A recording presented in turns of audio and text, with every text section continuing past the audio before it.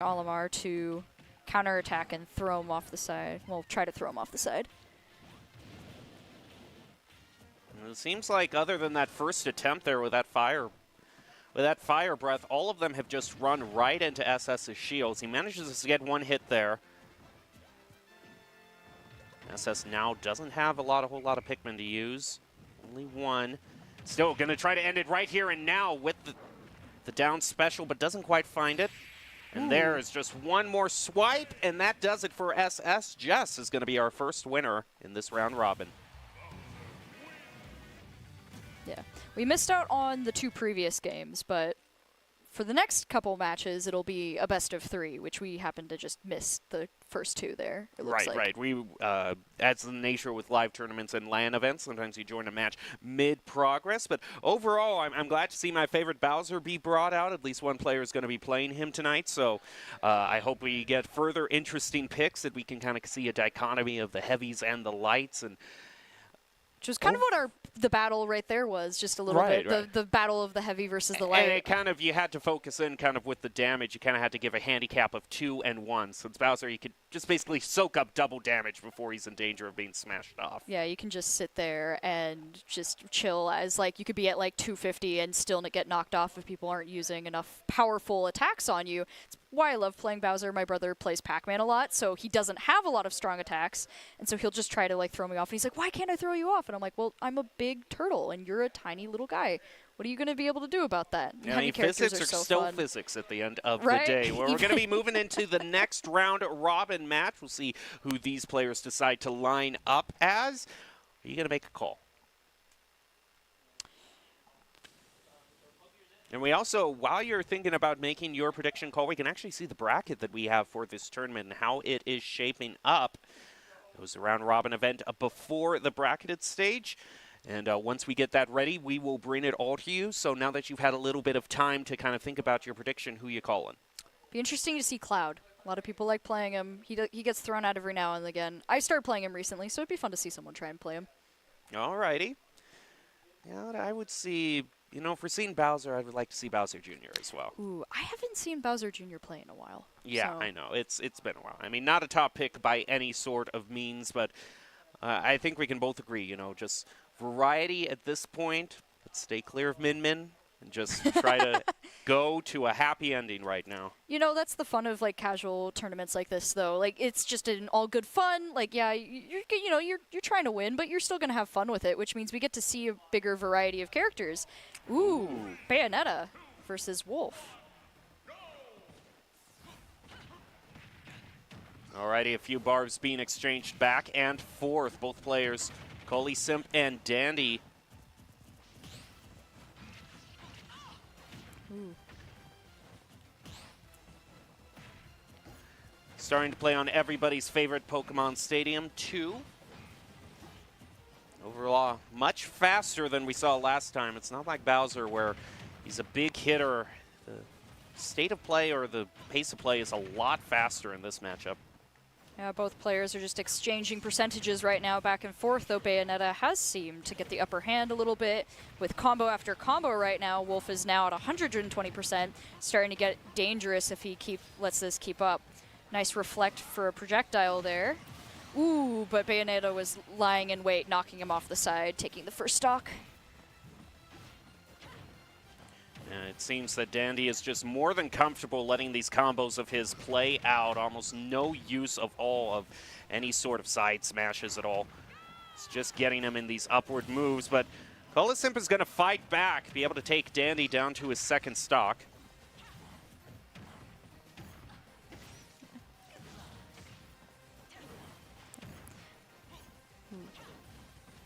Keking is trying to throw Yada around a little bit, but she's just retaliating, keeping the Bayonetta gameplay going. Both of these characters are just fast, and so they're just looking for their openings right now so they can get in as many combos as possible. Yada's knocking Keking all around the screen, tries to retaliate, but gets caught in another Bayonetta combo. Ooh, Wolf's going to launch out the projectiles, gets launched off the side. He's going to recover. Bayonetta's going to let it happen and try and back off a little bit. Wolf is now at dangerous percentages again, as Bayonetta's going to try and go in for a powerful attack. Isn't able to quite land it, so it goes for the combo, but Wolf launches her off the stage. It's now 2-1 in Wolf's favor, but he's going to have to be really careful now that he's at 156%. Goes in for a more direct attack, catches him, and now goes starting his combo. Yada Gaming has a lot of ground to make up, however. Skekkingsem still finding a way to hang in there, even though he's at 180. Now north of 200 and still on the field. Ooh. And just like that, Wolf is now at 1 stock, though he does still have the advantage against Yada right now, who's at 100%. Ooh, but he's getting knocked around once again by Bayonetta, who's just launching up towards the top of the screen. Nice retaliation there, though. Quick slide, another combo. Skekkingsem only at 62%. Is able to knock Bayonetta out. Once they just get a little bit north of 100, it's game over. You can see how the giving games are going to shake up. Right now, we have our charity event, Super Smash Bros. Ultimate, on Monday, December 5th. And then after that, it's COD. It's going to be a very fun kind of main tournament that we have all lined up. All of the players right now, or all of the teams that are going to be competing in that, are sponsors who have given money to the Idaho Food Bank, and you saw that QR code at the upper right. You can scan that to find out how you can support families this Christmas. As we are going to have a bit of a swap in here, moving over. And we're just right now resetting kind of the stocks. Yeah, it looks like we might have had a mispick, actually. Yeah, sometimes can happen. Yeah, you know, sometimes you click the wrong button and the other person gets trigger happy. That's pretty common. The grid has gotten so populated at this point. It's so hard to find characters sometimes. You need to bring out a microscope just to find the one that you're wanting to play. My friends and I started playing Smash Bros again recently. Like after if we're hanging out, I don't know why, but it's became like a late night tradition, like 2 a.m. Smash Bros, and it makes it very hard to find characters when you're that tired. It's sort of like the Pokemon Gen 1ers who come back to the current generation and are still shocked that there's more than 150 Pokemon. There's and then who knows? Since this is the last one, we're not going to have the problem where they start taking them away, though.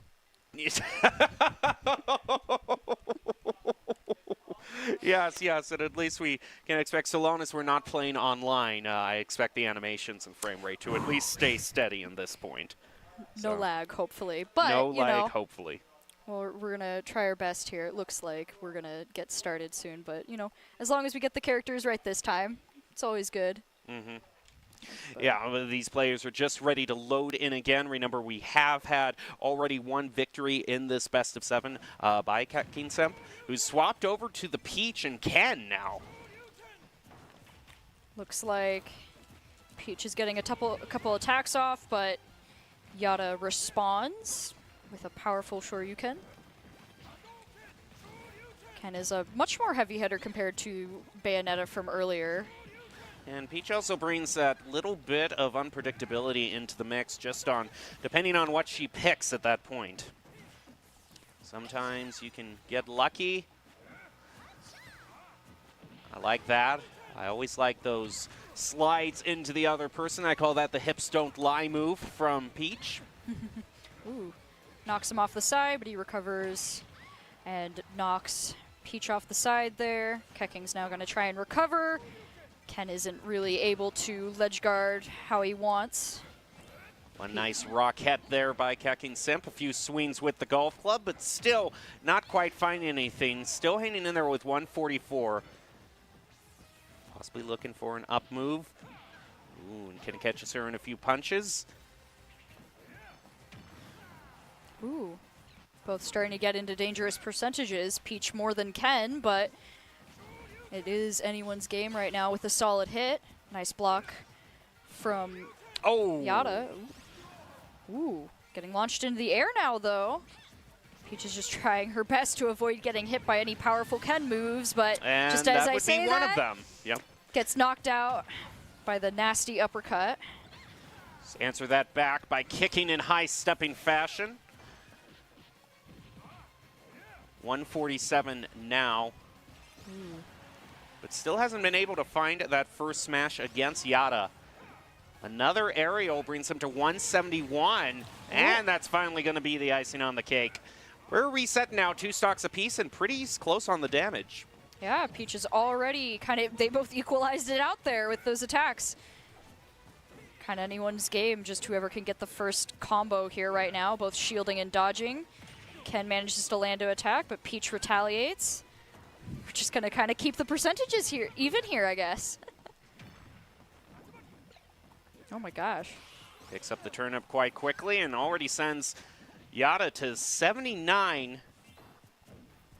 Now Keking Simp up to 84. Pretty darn even as both these players are matching each other, but that's going to be a combo that Keking Simp did not want to be on the receiving end of. He's going to be taken down to his last stock. Ooh. Tries to pull off another powerful attack there, but Peach is able to get away. Ooh. Dangerous combo there. Yada is just going attack after attack on Peach right now, kind of living on the edge right there at 119, though, as we saw previously, it took quite a bit before he was actually knocked out of the ring, so Peach is going to want to get creative if they don't want to lose this next stock here. Ooh, nice combo. Now we're down to just 1 stock apiece, but Keking Simp still has a 76, Nick that 93 deficit. 1 turnip in hand, nice aim, but it's not going to be enough. Oh, I thought. Never mind. Yeah, the game faked us out there. One last least on life, and this one is indeed going to be the end. So now we're 1-1. 1-1. So now we've seen different choices for each individual game, which would only lead us in that I don't think we're going to see anyone run it back at this point. Probably not, no. And First just game was another really reminder, just because I did mention it beforehand, but yeah. the graphic was gone. You can scan that QR code right now. Right now, to find out more about the giving games and how you can support the Idaho Food Bank. We want to thank Idaho Food Bank and Idaho Central Union for helping to put on the giving games right now. Of course, these gamers are competing for glory, but the real winners will be families in need throughout this holiday season with all the generous support. Now we're moving on to Sheik and Kirby. Back to faster, lighter characters as we get into it. Kirby is already sending out a barrage of attacks towards Sheik. Nice block there from Keking in the red. But Yada knocks them off the side. Ooh, prevents the recover. Ooh. Keking is now down a stock with Yada sitting at a comfortable 36%.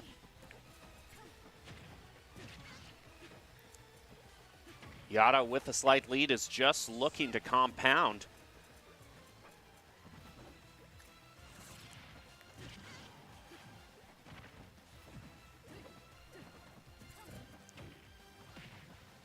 More damage placed onto Keking Simp. Yada still staying in the lead despite having to play through just 1 stock.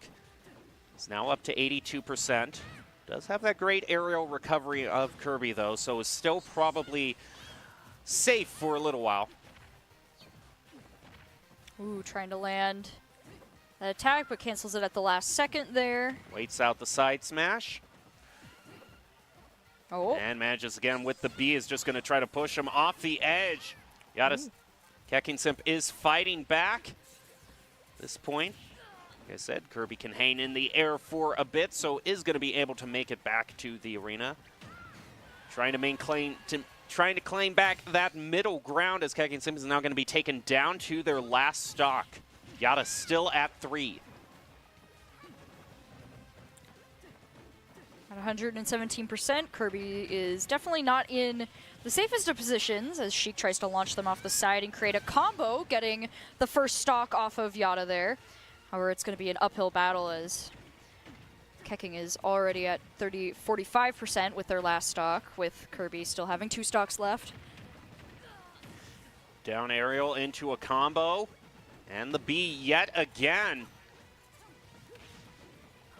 Now just has a few more hits left, and that's the one thing that Keking Simp is going to have to deal with. Is it's just much more dangerous at these sort of damage levels because the aerial recovery is just not as good as Kirby. And that does it. Yada Gaming claiming that in a very dominating fashion during the last round. Yeah. Kirby was just able to like go down there like Yada when they got off the stage there, because you were talking about the better recovery plus the stock advantage. Yada was just followed Sheik down there, and it was like, nah, I got this. Either way, you go down with me. Yep. You could just basically trade for one at that point and still come out the better end of that equation. That's going to do it for that round robin event. We're going to be waiting for the next two players, which we will get the names of here shortly. Overall, pretty standard variety that we've seen. We haven't seen, the main menaces of either Steve or Mean thus far, which I'm sure everyone is glad for in the end. You were with Boise State, though, in terms of their smash for their tournament, their grand finals that they had just a few days ago, weren't you? Yes, I was. Yeah, that was definitely an interesting match to watch. It was very close. We went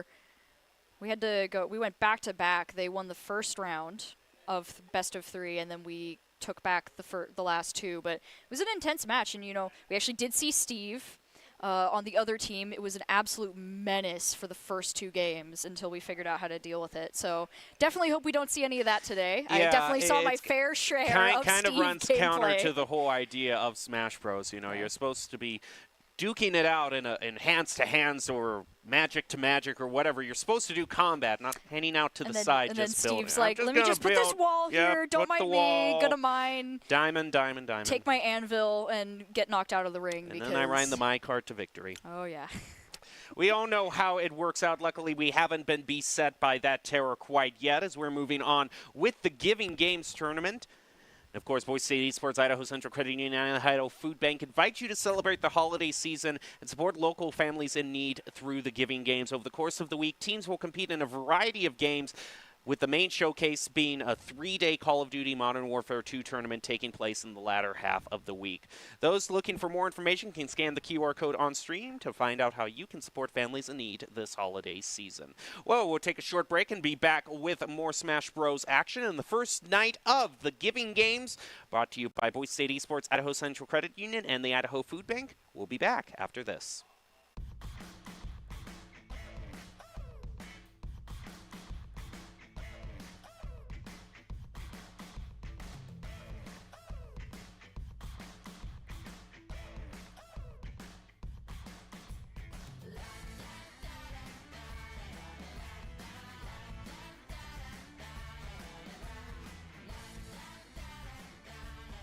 Idaho Central Credit Union, looking after your daily balance.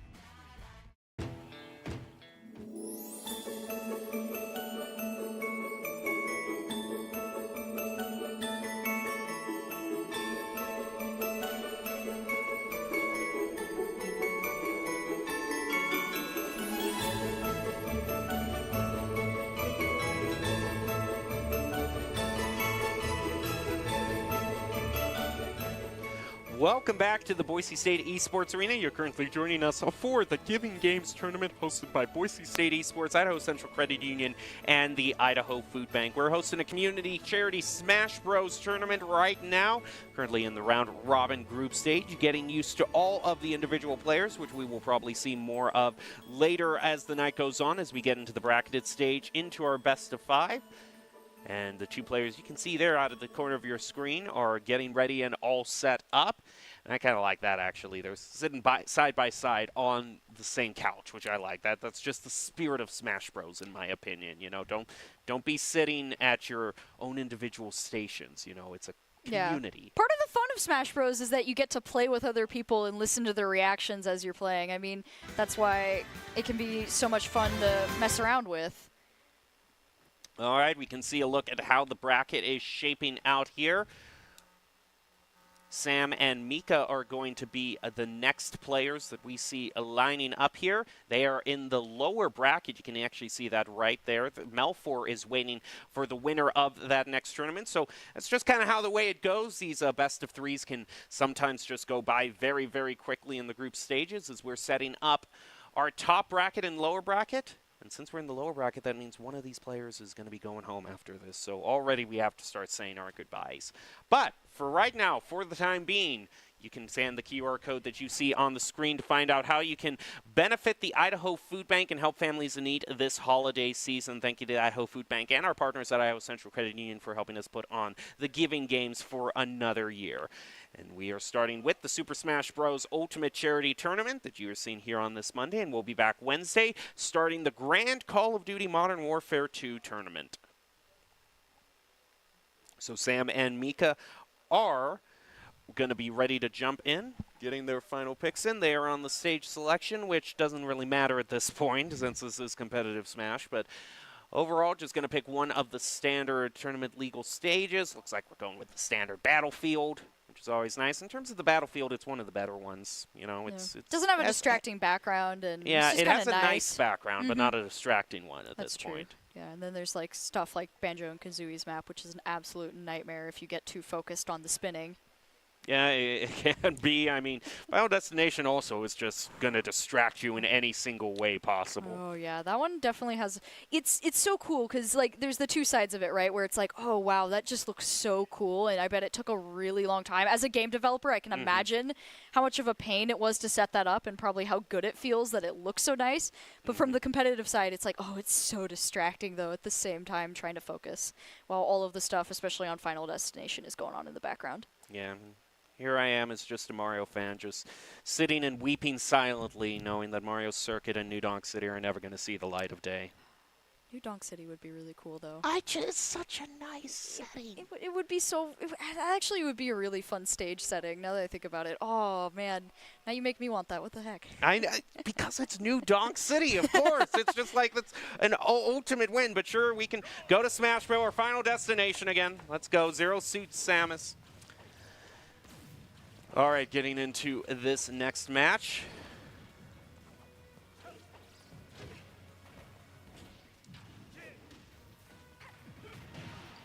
Already, Zero Suit Samus finding himself back into a bad corner, going down to 79% already. Almost no damage being taken by our blue player. Mika in a bit of trouble with 127. Ooh.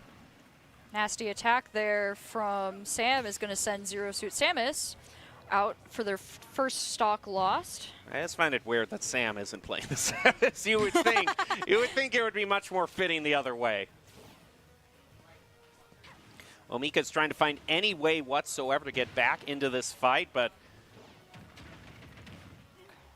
I think it's just overall a matter of I mean, hasn't been able to get into these aerial combos, which when Mika is able to pull them off, is starting to kind of even things up a little, but at this point, it's just kind of a weight battle.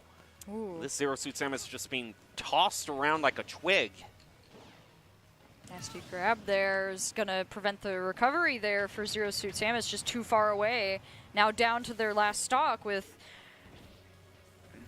Sam just kind of, you know, not really in danger yet of being knocked off unless Samus can get a really nice grab off, but fortunately, he's playing it safe and just kind of keeping near the center with a lot of combos. And that's just going to do it. It's about as clear-cut as you can get.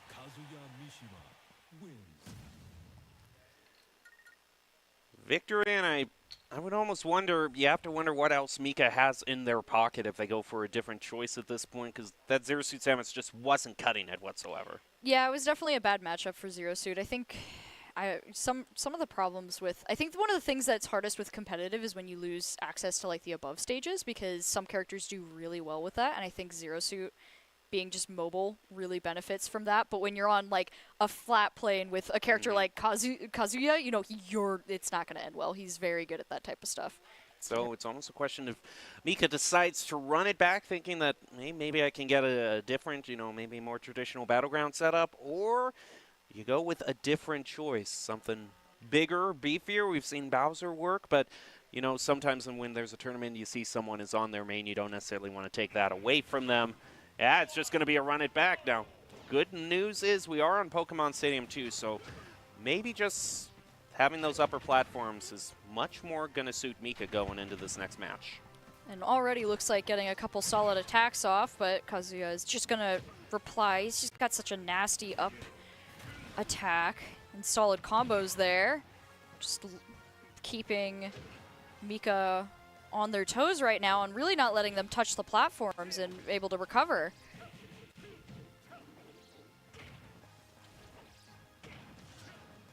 Managed to get a few touches there, but quick slam down into the ground is going to take him to 150 already. That's one stock gone, 2 to go. Kind of Sam sitting comfortably at 52% right now, 61. Not really in danger yet. Just going to try and hit some combos there. Ooh, knock Mika off the side again. Luckily, the platform was there. Seems to be helping. The thing is, all these moves from Zero Suit that you think would be able to zone out or just have a little bit longer range are just all being rendered moot by this Kazuya just getting in the face of Zero Suit whenever he can. Yeah, he's really not letting them recover. Though it looks like Mika's going to get the opportunity there. Knock him off the stage a little bit. Ooh. Dangerous, though, now at 134% on Mika. Sam being at 91%, 99% with 3 stocks left, though.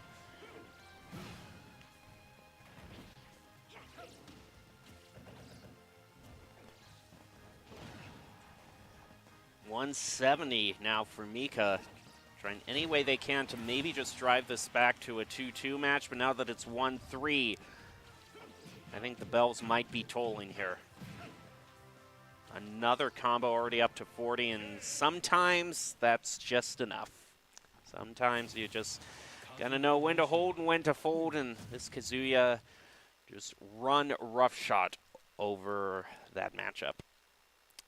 Yeah, and then once again it came down to like the recovery there. Like last game we saw Zero Suit just couldn't really get back to the ledge from the side, and this time it was from down below. Zero Suit, you know, fun character to play, but just recovery-wise not always going to be super reliable there, which seemed to definitely hamper them a couple times. Now that the first lower bracket matches are kind of shaking out, we are going to see players start to drop one by one out of the tournament, but still probably getting a few casual matches and spend the night since they're already here and just have as much fun with the hours that they have been allotted.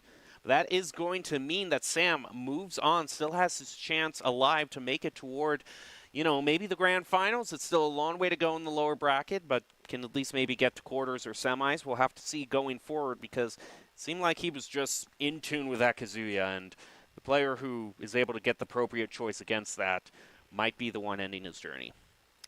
Yeah, it definitely seems like an interesting character to try and counter, because very standard, like, close melee character. There's a lot of those in Smash Bros, so it's really going to be, like, what character is going to have the best abilities for actually dealing with that, because he seems to be very combo-based there.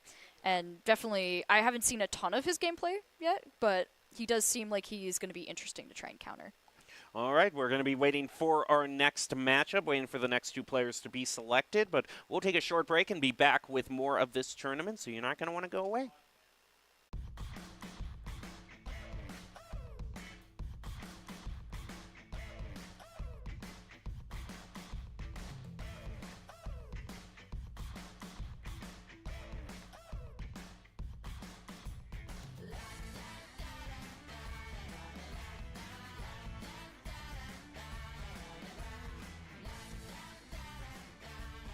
Idaho Central Credit Union, looking after your daily balance.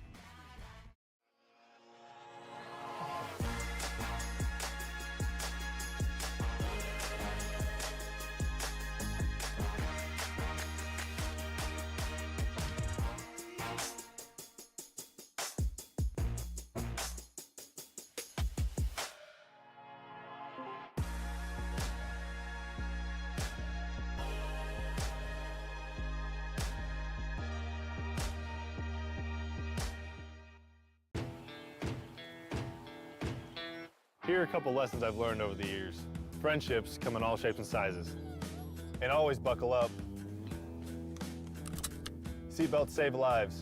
That's a rule we can all live by.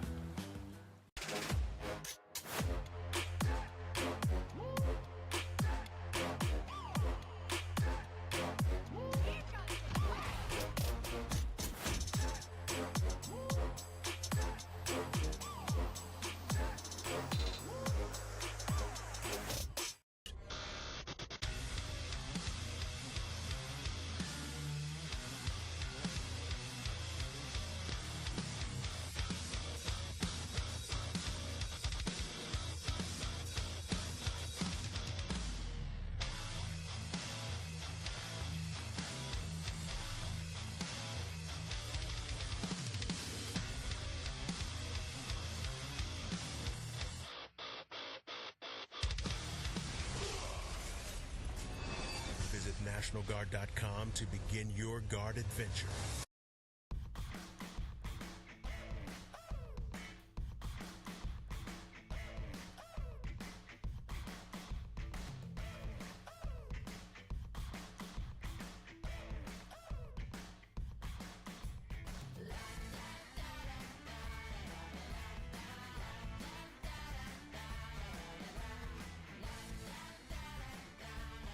Idaho Central Credit Union, looking after your daily balance.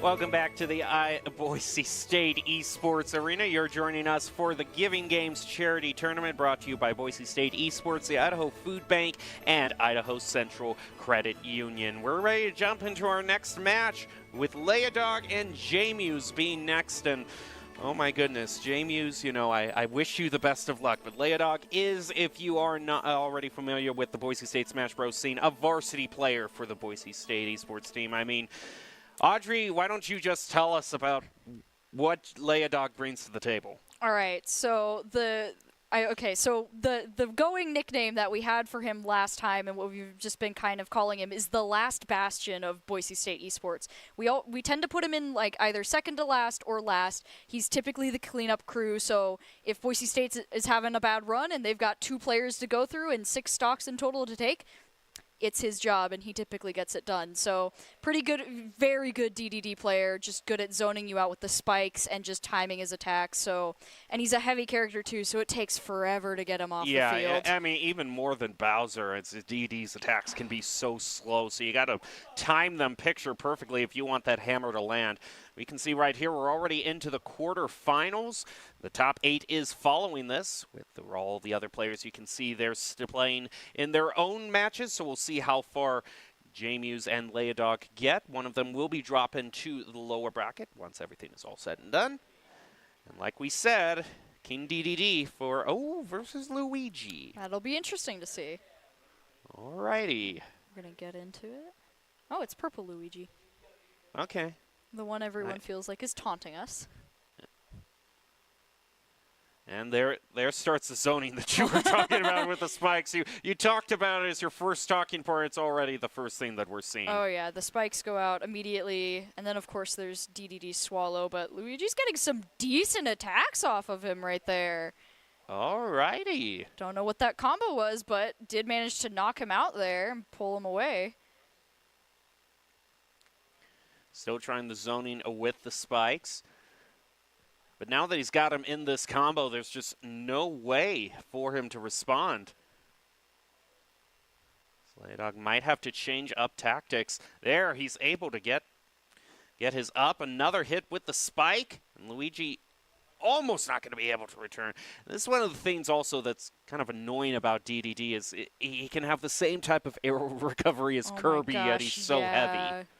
He's just a powerhouse of a character. I'd say the one thing that you can really do with him is like similar to Bowser. A lot of his animations take time. So if you do manage to deal with him, you can. And as we're seeing, you can reflect the spikes as long as you're timing it correctly. See, ooh, nice attack though from Leodog launching J-Muse off the side. It's now 2-2, though DDD is sitting at 107. Not the worst place for a heavy character, but I mean, he's just got to make sure that he doesn't get caught in that grab combo. Ooh, nice swallow combo, trying to knock him off the side. Another spike to just edge guard at this point. Ooh. Another quick hit from Jamie. Seems to have found what he needs to work on. This Luigi is not really allowing Leodog any chance to reset at all. It's just keeping him in these combos. Ooh. Quick swallow combo. Maybe a meteor smash to end things, but the quick air recovery is going to make it hard for him to pin down. And both of them grab onto the ledge at the same time. More spikes are flying, knocking Luigi to the other side there, as he just trying to stay away from the hammer, which is definitely benefiting him right now, for he's not taking a lot of powerful attacks. Leodog starting to go up in percentage and gets knocked off the side for the first game, going to Jamuse. All right, Jamuse showing that the superior Mario Bro in this circumstance is coming out on top. So congrats to him for getting that first win. But of course, this is a series, so we'll see if Leodog can fight back. But if you want to find a way to support Idaho's needy families during this holiday season, you can scan the QR code above to find out how to give to the Idaho Food Bank through the Giving Games, brought to you by Boise State, Idaho Central Credit Union, and the Idaho Food Bank, of course. So we're ready to head into the second match. Do you think? Yeah, it's just going to be a run it back on DDD. So really didn't seem like the spike zoning worked too much out to Leodog's favor, even though it's a powerful move. It seems like Jamuse has found what he needs to play around it. Yeah, one of the biggest counters to the spike zoning is just knowing how to dodge and deflect them, as they are a deflectable projectile. And it's all just about the close range combat and these combos that Luigi can pull off. Leodog almost falls off the edge there, but quickly is able to recover.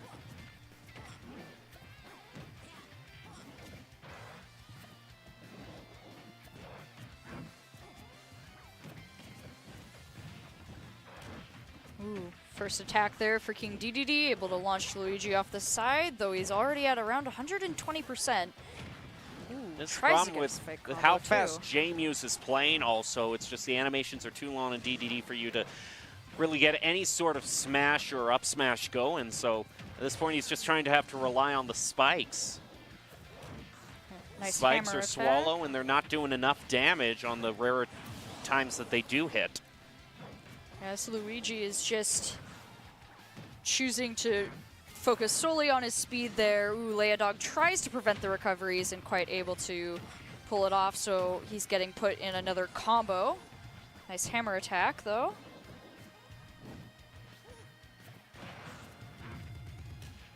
Catches him in an up smash. That is going to be a tying move, putting them at 2 stocks apiece. Leodog not too far off the pace, only at 63%. Another deflect on that spike, and look at the way Jamuse is just deflecting them almost every time. Ooh, nice combo from Leodog, but it gets a spike once again reflected there by Jamuse. DD is now at 120% again to Luigi's 43. Nice edge guard from Jamuse. Swallow just trying to push him off with the spike combo. He is able to recover and deflects the spike yet again. Right now, Leodog's really having trouble landing it, which is working in Jamuse's favor right now. Without the reliable spike bounces, it's not easy to really keep people from recovering as DDD.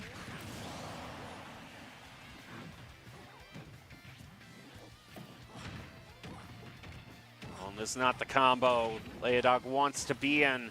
Already taking him to 82%. Not being allowed to reset with how fast Luigi is. One swallow combo, but is it enough? It's only to really tie it up at this point. 1 stock apiece, so Leodog maybe a taunt to try to get the spirits up at this point. I mean, as Doc's keys say, you want to taunt at your opponents. Unfortunately, not quite able to get what he needs there, as the second game is going to go to Jim. I mean, of course, you don't really need to taunt with Luigi because all of his victory animations are just taunts in and of themselves, so. It's true. The finger guns working out for Luigi. He is going to be moving on. Congrats to Jamuse for moving on to the top 8 now. He's moved on to the round of 8, whereas Leodog not quite over for him. Remember, we do have a lower bracket, so he will be sent down to that as we are going to be waiting on our next matchup.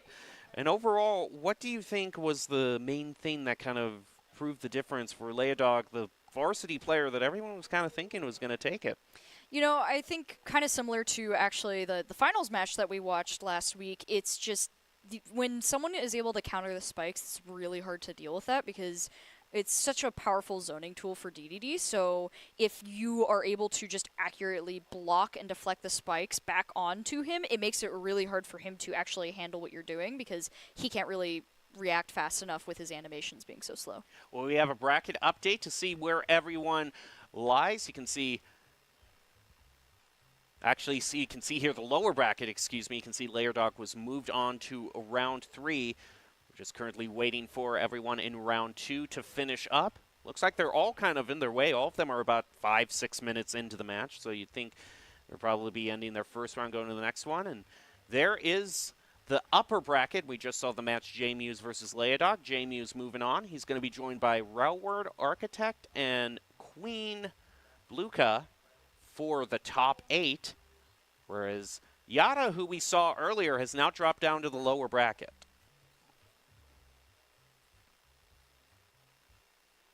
And, of course, this tournament is brought to you by the Idaho Food Bank in conjunction with Idaho Central Credit Union, helping families in need this holiday season. All players that are going to be in the Call of Duty tournament later this week are going to be big sponsors in and of themselves, and you can find out how you can sponsor this event by scanning the QR code. Well, we'll take a quick break and be back as we're now into the round of 8 in the winner's bracket. So everything is kind of coming to a head at this point. We'll see how everything works out after this break. Here are a couple lessons I've learned over the years. Friendships come in all shapes and sizes. And always buckle up. Seatbelts save lives. That's a rule we can all live by.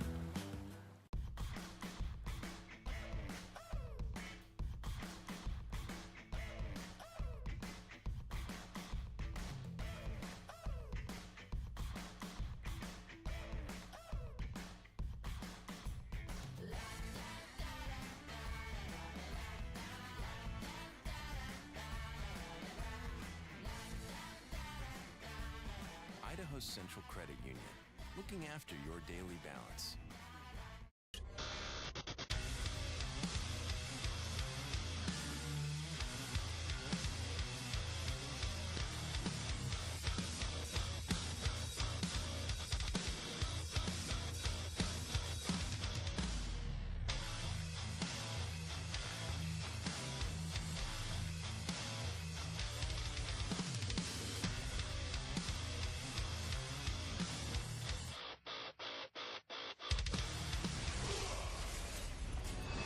Visit NationalGuard.com to begin your guard adventure.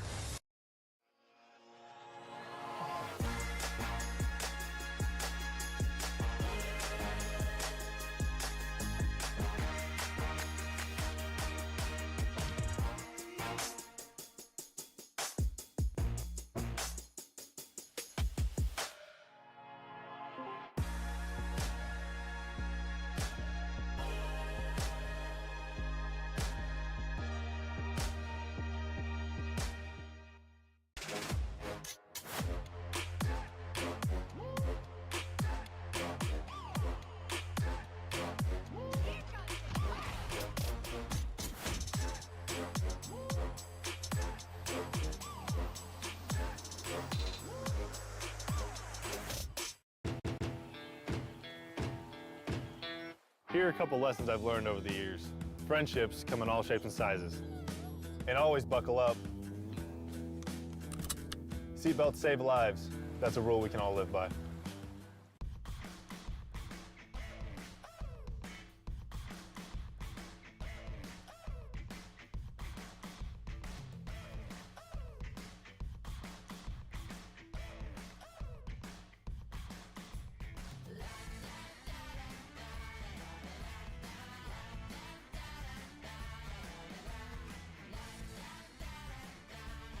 Idaho Central Credit Union, looking after your daily balance.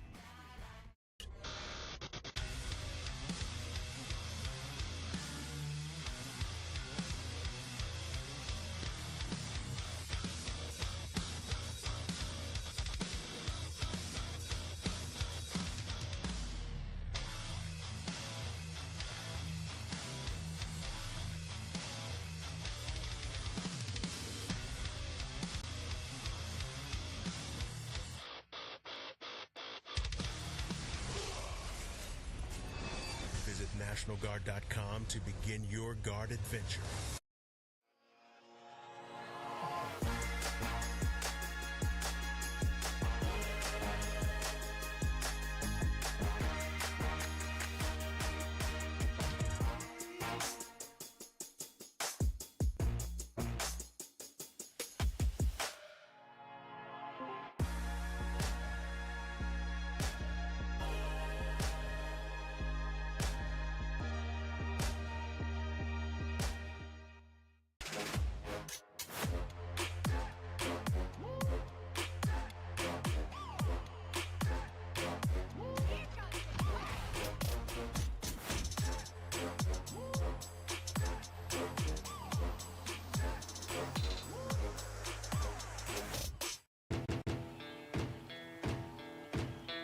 Here are a couple lessons I've learned over the years. Friendships come in all shapes and sizes. And always buckle up. Seatbelts save lives. That's a rule we can all live by.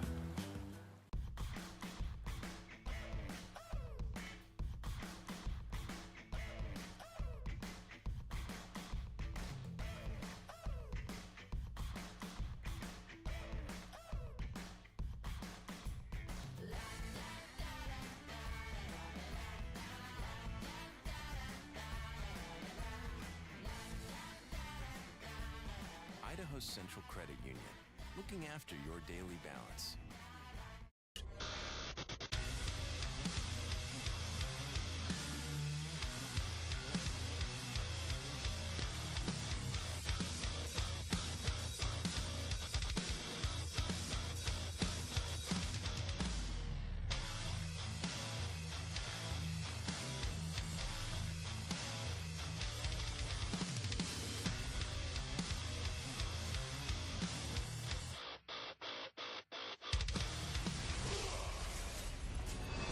Visit NationalGuard.com to begin your guard adventure.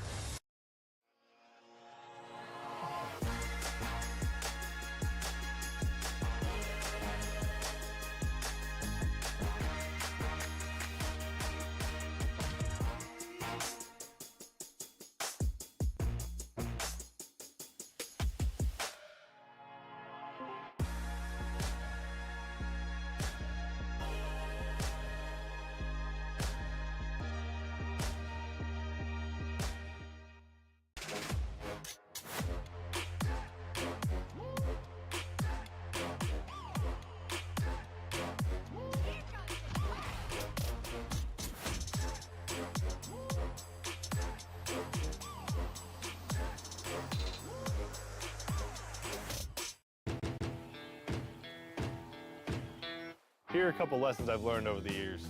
Friendships come in all shapes and sizes. And always buckle up. Seatbelts save lives. That's a rule we can all live by.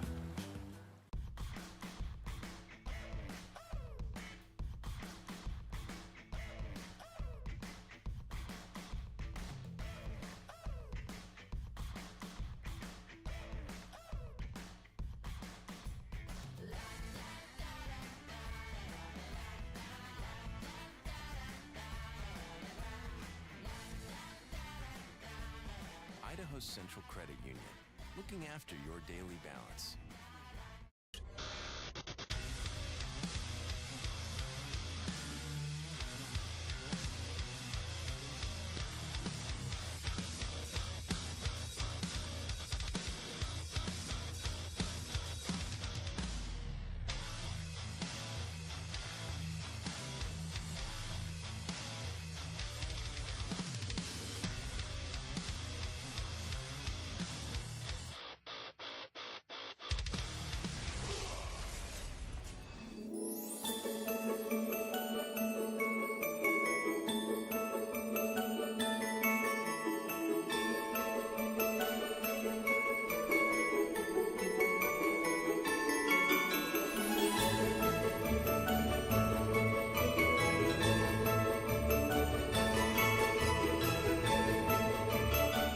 Welcome back to the Boise State Esports Arena. You're currently watching our Giving Games charity tournament in Super Smash Bros.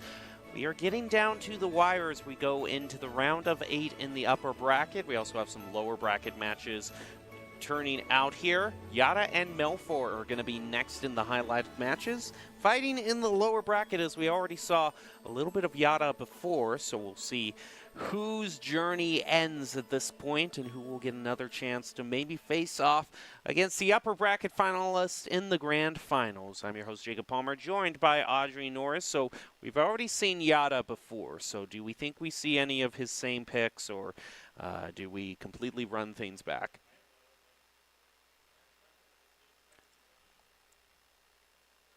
Oh, it actually looks like it's Keking, which we did see before. Okay, we did see him before. Yes. I believe that was in the first round that we saw, actually. Yes, it was. Yeah, but I don't think we'll see the same thing. They switched, if I remember. Every round. Yeah, there was a lot of round switching, but it looks like we're gonna get into it. We're going with the mirror matchup tonight. Oh, this is what I always wanted. Two sword fighters against each other. You have so many Fire This Emblem is peak characters to pick from, entertainment and at we this picked the same point. one.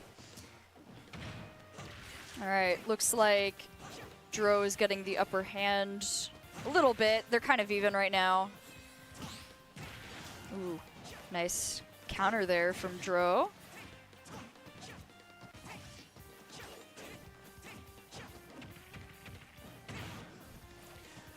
Just find him in a grab, put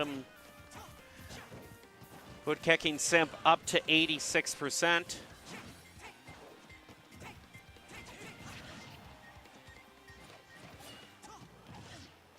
Ooh, 100% now. Within 10% of each other right now, both kind of in the danger zone. If someone gets hit by a nice hit, they could go off the side. Both dodging around, just trying to look for an opening. I mean, they're almost at the exact same damage. Ooh, I don't know about you, but it has very much watching a soccer draw energy at this point. No, I can feel that. I've played in soccer draws. They have this energy. All right, we've lost one stock. Dro is back at 5%. Oh, did you know the current leader is Marth? I never would have guessed that at this point. Really? We had so many options. Oh, and there goes the other one. We're back down 2 stocks each.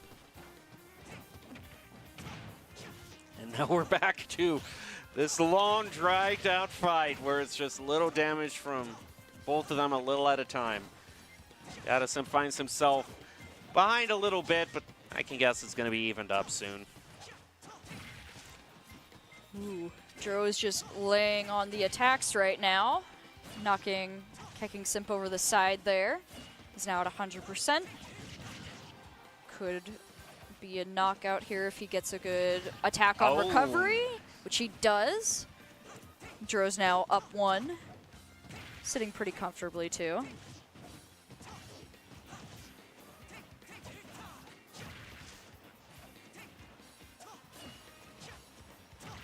Addison not taking too much damage, finds himself at only 40%. Gets himself caught in a combo, however, so that's going to even them up a little bit. Breaks right through the shield. And just... Ooh, that's an unfortunate miss there. Just barely out of the sword by range. your own petard. Oh, it was right there for you.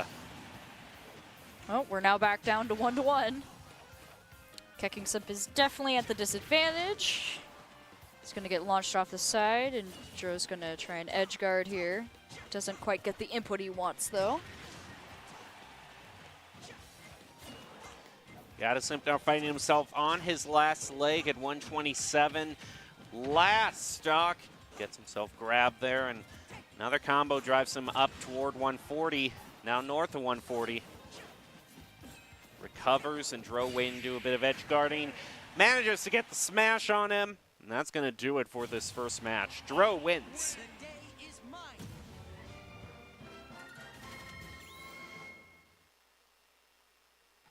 All right, so at this point, if it's a run it back, I'm going to lose a lot of will at this point here. Don't look at their screen behind you then. But hey, it's okay. Move on. Oh, yay. Difference. They even have such bright, vibrant colors to differentiate themselves. I think I'm watching a chess match at this point. Gotta think 5 steps ahead of the other Marth. Let's see. Dro's already got, well, tried to get the advantage there, but Keking hit a couple powerful attacks, or around the same percentages, similar to last match. A lot of jumping around each other. Knight to rook 3. Rook to a7. Pretty even in terms of damage.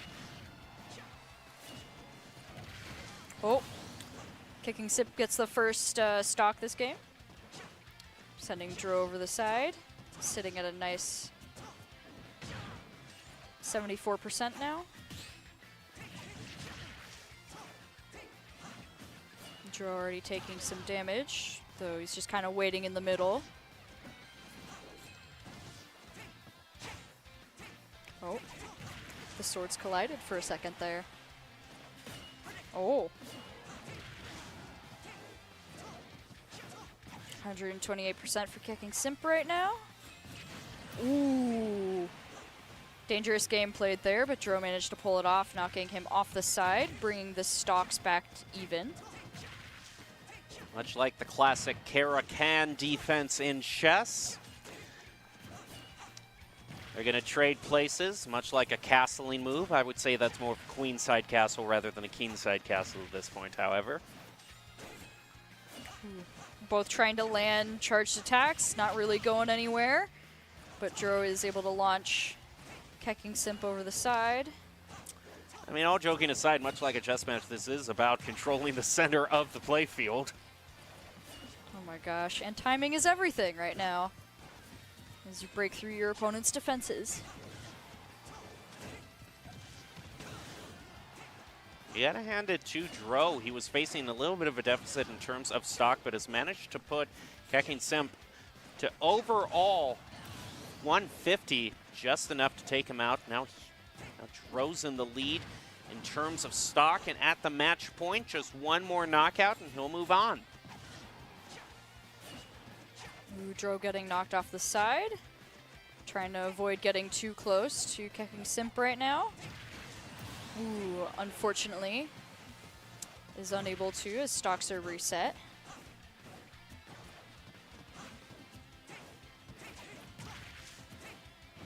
A lot of... Ooh, that's a key grab that Kicking Simp finds himself in, drives him north of 30%.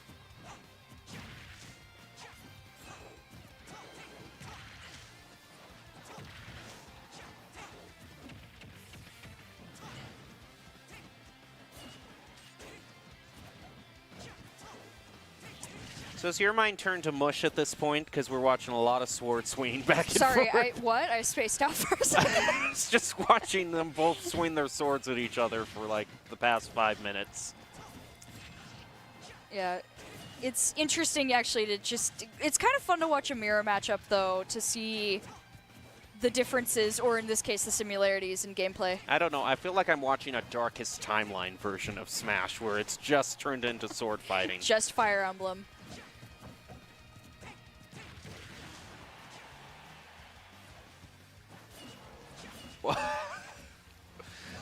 Well, them are going to be able to recover, get back on the point, and back to a lot more swinging and shielding in mid. Ooh. They go for the throw. Not going to be able to deny the recovery. It's anyone's game right now, whoever gets a solid charged attack in here. I mean, slight advantage over to Dro, but they're both within knockout range. You can see them playing a lot more gingerly. Don't want to get in range of any, but Kicking Simp is going to get grabbed. Chucked up into the air. That was great. Congrats, Dro. Don't ever do it again. Okay. We've gotten through the mirror matchup of Fire Emblem. Man, I find that funny. There's so many Fire Emblem characters to play, and of course that's the one where we get the mirror matchup. Yeah, that's of course the one that we get them in. This is the future that Fire Emblem fans want, and it's a terrifying future indeed. We're just previewing for the new Fire Emblem game. We're it's just fine. previewing for the new Fire. Fire Emblem game. Oh boy, at this point, I don't know what I'd want at this point. At this point, too. I mean, hey, at least they put the English voice actors in for Marth at this point, so we can understand him. that's That's a true. thing. I can't say that's a positive or a negative either way with Fire Emblem voice actors, but you know, it's something.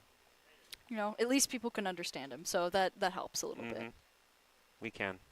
I still don't understand anything that was happening there, to be honest. I don't know. I think the 1 minute pauses between each of us just watching a bunch of sword swinging said it all. But we are doing this for a good cause. And that is to help needy Idaho families throughout the holiday season with our help from Idaho Food Bank and the Idaho Central Credit Union in conjunction with Boise State Esports. It is Super Smash Bros. On the first night, Monday, December 5th. And then starting Wednesday, we'll get into the Call of Duty Modern Warfare 2 tournament. Find out how you can support this event and the charity in general. Scan the QR code to find out more. Well, that's going to be the end of this match. Kakin Simp is going to be finding himself knocked out of the bracket as Dro hangs on for another chance. We'll take a short break and be back with the next round right after this. Here are a couple lessons I've learned over the years. Friendships come in all shapes and sizes. And always buckle up. Seatbelts save lives. That's a rule we can all live by.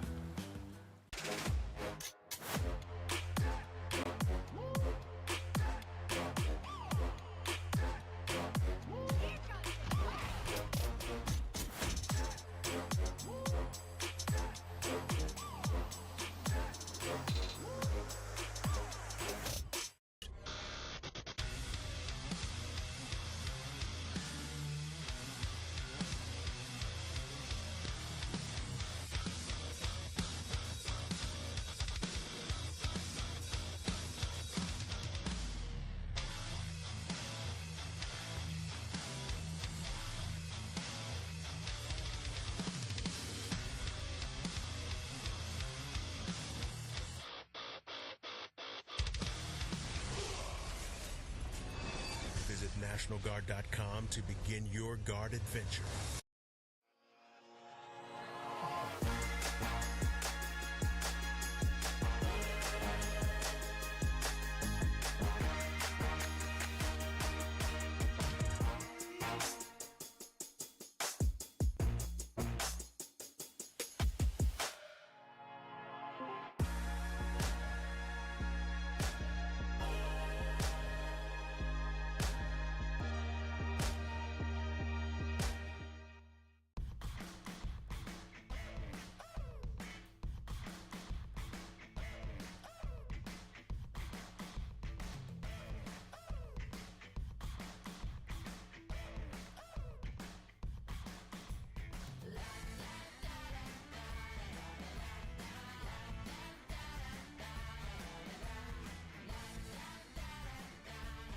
Idaho Central Credit Union, looking after your daily balance.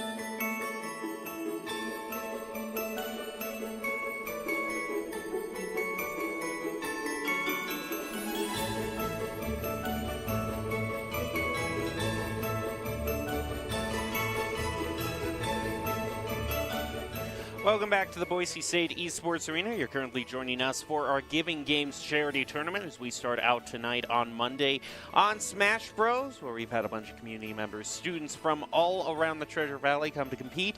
And at this point, we are now moving on to, we had the best of 8 set up, you know, the top 8 players getting ready, moving down to semis and eventually grand finals. At this point also, we've done a little bit of scouting between the matches, and we found out for our sanity and everyone involved that it's not going to be a Marth matchup. Instead, we are going to be seeing Bowser again. Yeah, we're going to be watching the movie early now. Good old potential Mario versus Bowser, if I remember correctly. So it's going to be an interesting match to see. It's always fun, actually, to watch those two play against each other because they have kits that, you know, actually kind of go well for fighting against each other from what I've seen so far. Well, we're going to be jumping into Melfor versus Yada. So actually, this does look like it's probably a lower bracket matchup, if I remember, because I think Yada got knocked down to the lower bracket. Yeah, we can see the upper bracket. Yeah, we saw Queen, Bluka, Architect, Roward, and J-Muse moved on in the upper bracket. So this is one of those lower bracket matchups to see who gets to keep playing and who doesn't. Bowser versus Mario, classic battle. Let's get into it. Ooh, Mario gets a solid grab combo, but Bowser replies back. Both these players are really trying to get those grabs. Solid shields and dodging right there. Kind of Dr. Mario starting to get ahead in points right here. And as I say that, Bowser gets the first one KO. Side smash, and that's Melfor and Alex, excuse me. Melfor getting a spin shell attack there on Alex, knocking him off the side. Ooh. Oh. Just kind of waiting, but luckily dodges there. Another side smash blocked by the shield grab combo to throw Melfor off the edge, but Bowser, despite how heavy he is, doesn't have the worst recovery. Hangs on to the up smash. It delivers, and Lumen's down to his last stock. Ooh. Bowser hanging in tight there, but not quite able to recover, bringing the stock count 2-1 there. Not quite in Dr. Mario's favor, but anything helps.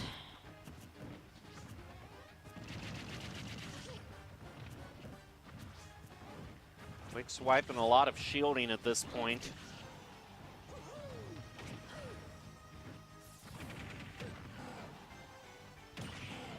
Ooh. Ooh.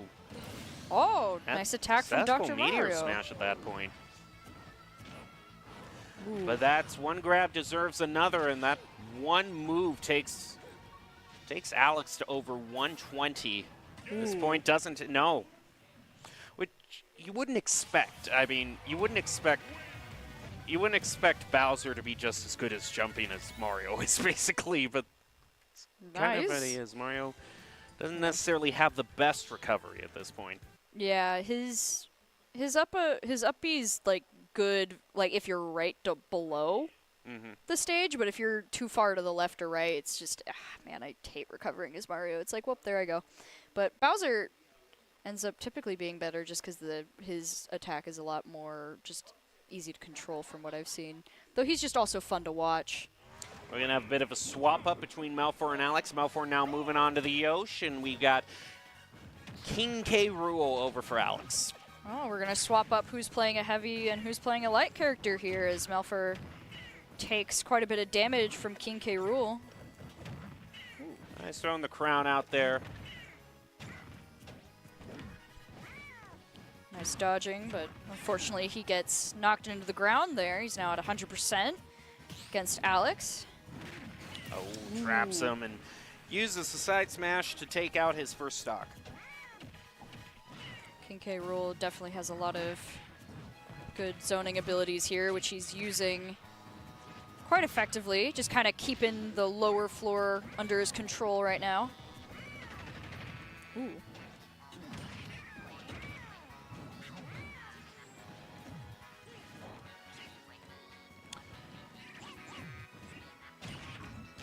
Almost thought Alex for a moment there. Might have made a mistake, but King Gabriel does have a pretty good up B, so can recover.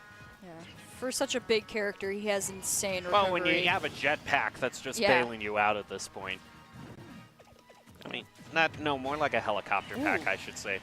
Well, fresh reset on percentage there. Melfor is at the disadvantage as he's at 1 stock to Alex's 2. Dodges the blunderbuss and crown.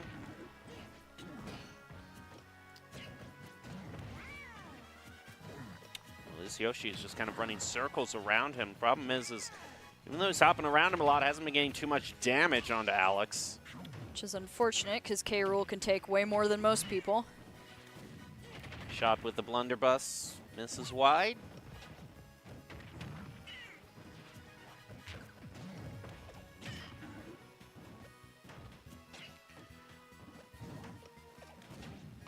Ooh.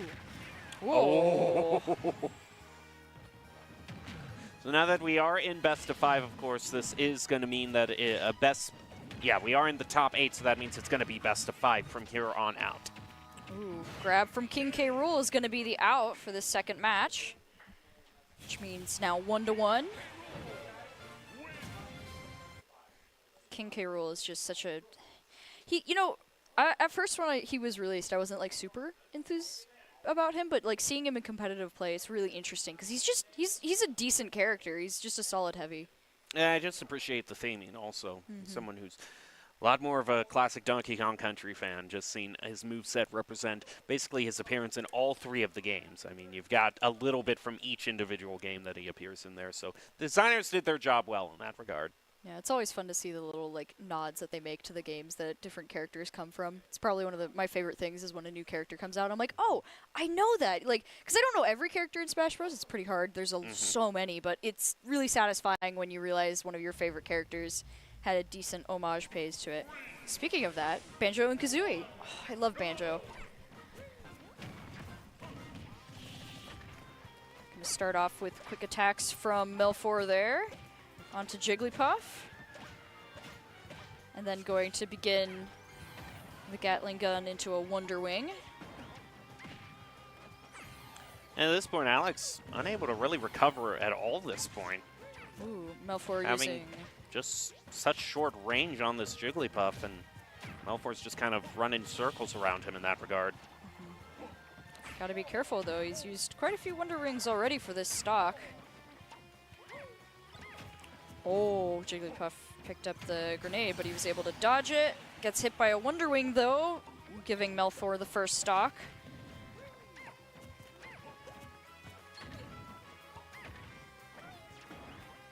Alex starting to find his recovery on his second stock, putting Melfor up to 95, now 109. Ooh, nice Does manage recovery to find there. the recovery. Banjo is out of Wonder Wing, though, so he's going to want to be careful and doesn't want to get too far off the side now, especially at 117%. But Alex is just keeping up the pressure as he's trying to keep some ground, but Melfor's starting to get a couple hits back.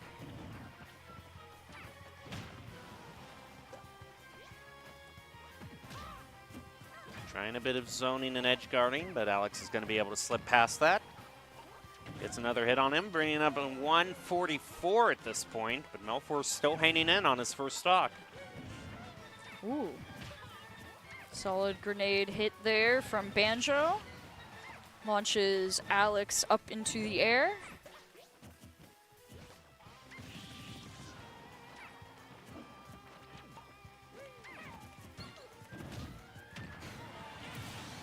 That's finally going to do it. Melfor taking off his first stock, but Luminous had to spend basically one of his own to get there, so we basically reset it to where we were. Yeah, Melfor did not take kindly to the stock loss, just ran up and smacked him off the side.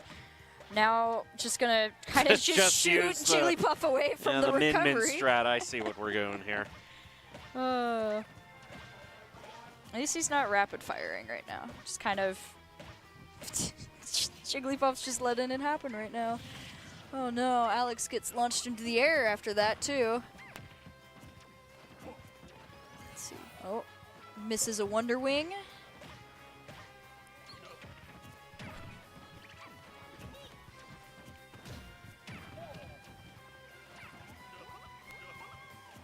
taunt a little bit.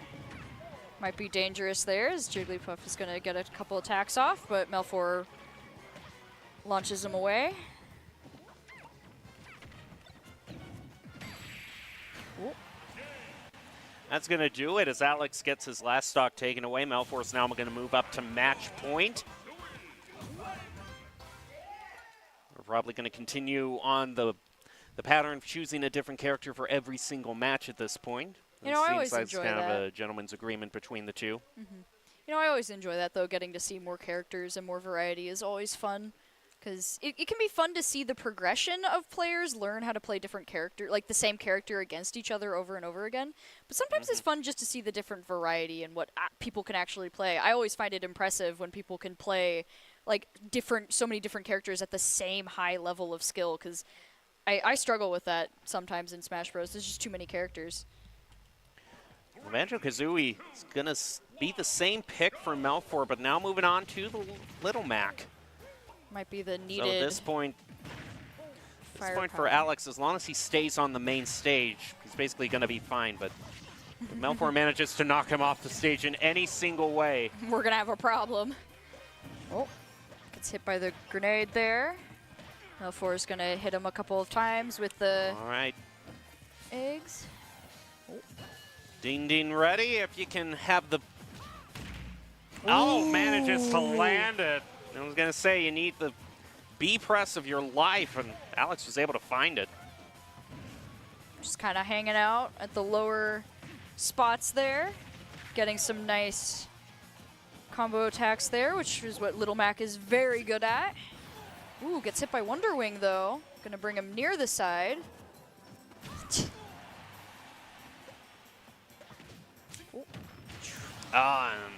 Answers that back, and despite that dramatic hit on the KO, it's only about 50% separating them. Wonder Wing going out once again. Just trying to patrol the lower floors with Kazooie there. Hanging through everything with the shield and then to hit him back at the last moment. Ooh, we're getting near the KO zone again. Just one more. But it's not going to matter if you just knock him off the edge. Yeah, don't let him recover and you don't have any problems. Banjo's going to have to be careful, though. He is out of Wonder Wing once again. Going to hold the grenade, shield through. But the KO is also worn off, so that's one less thing Melfor has to worry about. But even though it's not a KO smash, normal punches can still do a good bit of damage, so still going to have to worry about that. But catches him in the up move, and that is going to take Alex now down to his last stock, and it's going to be a fight on one stock apiece. Everything even. With just kind of dodging around, trying to be a little bit more careful. Little Mac getting in a powerful punch on Melfor there. This really puts Melfor in a bit of a predicament, too. Once that KO charges up, he has to be extremely careful. Just going to sit there with Kazooie, though. Tried and true method right here. The KO's about to proc. Ooh. Ooh, yep. Once again in the danger zone. Yeah, he's going to play it safe at this point. I mean, just stay on the edge. Little Mac can't really follow you, right? No, you can't. Just go into the one area where no Little Mac can ever venture off the stage. No, but still. Yeah. We're now even again. 2-2. We're going to go to the final match. Which was pretty impressive considering 3 KO punch opportunities he had. He was able to land 2 of them, so. Yeah, which is really hard with Little Mac. Just got to have really precise timing. Though it's so satisfying to pull off when you see it. I love playing Little Mac. Don't like falling off the edge, but I love playing Little Mac. Yeah, and that's basically, almost all throughout the time, Alex was hardly pressed at all to find any sort of recovery. I think he had to recover maybe 3 times in that match. Barely, I mean, he just really spun out in the center side, and did his thing. Which, you know, as long as you let Little Mac control the middle area, then you're in for a treat that is going to be a KO in your face. Keep and a stock Little in lost. the middle, and you're good. Oh, no. Looks like we're going into the final. Oh, Bowser and it's K. a Rool. big, chonky battle at this point. Ooh. The big boy villains from the old games are going at it as Melfor gets the first attacks in. Oh, almost knocks him off the side right there. And that's a quick first stock for Melfor. Even gets the taunt in there as well. I mean, Melfor is just going ham right now.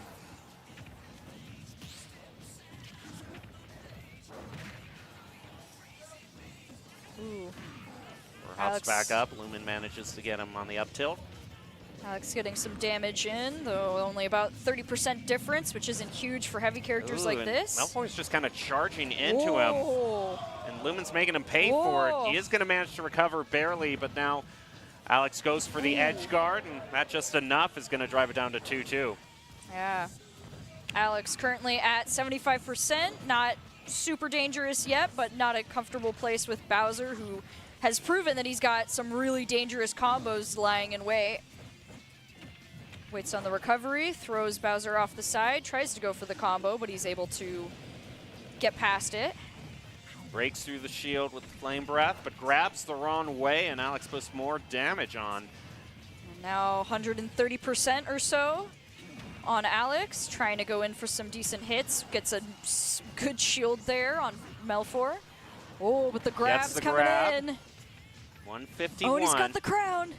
Gonna throw it off the side for an extra measure. Show him who's the boss.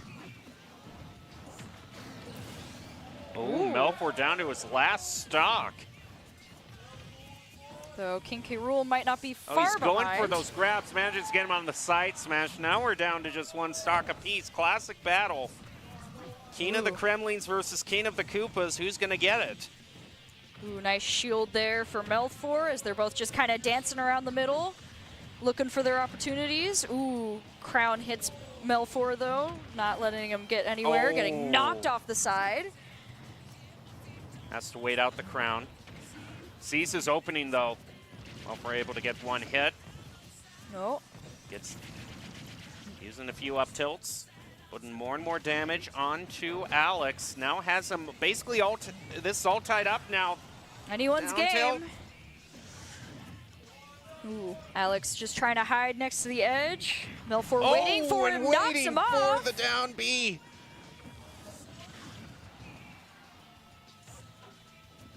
Ooh, another edge guard. Doesn't instead go for a down move there. Instead goes the up tilt again.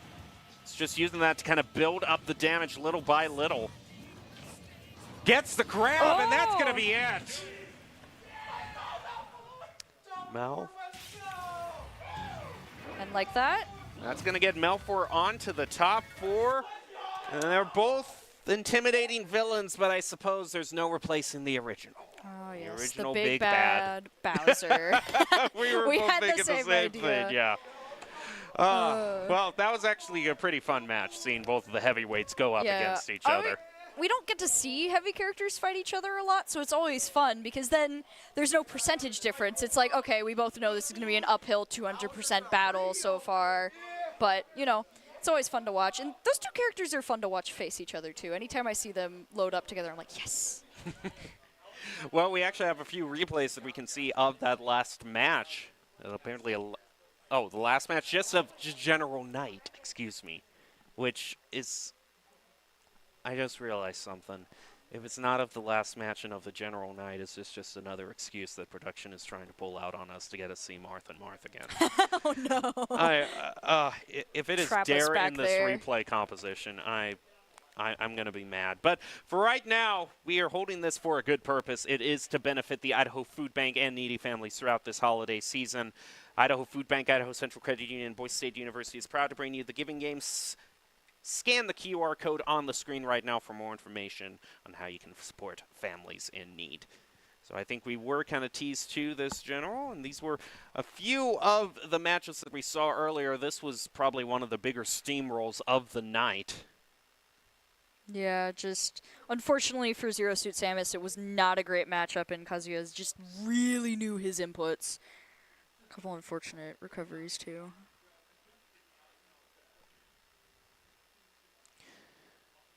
This is Kekin Simp that unfortunately met his end a little bit earlier in the lower bracket, but Managed to have a few of his moments, but it was just a trade 1-for-1 at that point. I think this was the first match we also saw. This was the first match of the night, Bowser versus Olimar.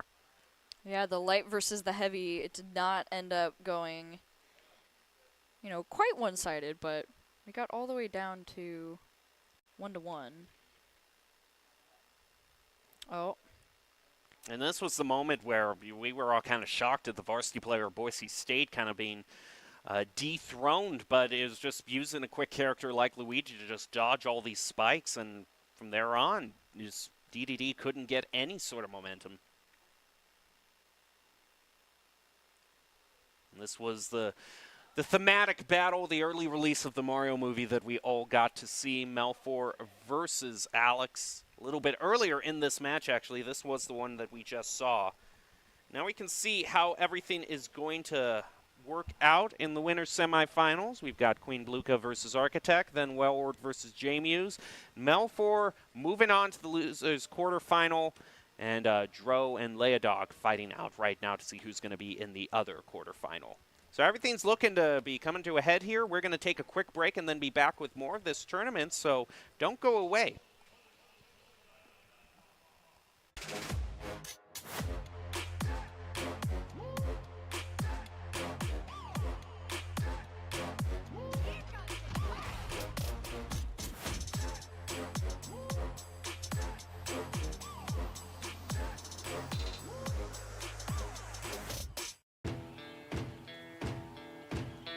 Here are a couple lessons I've learned over the years.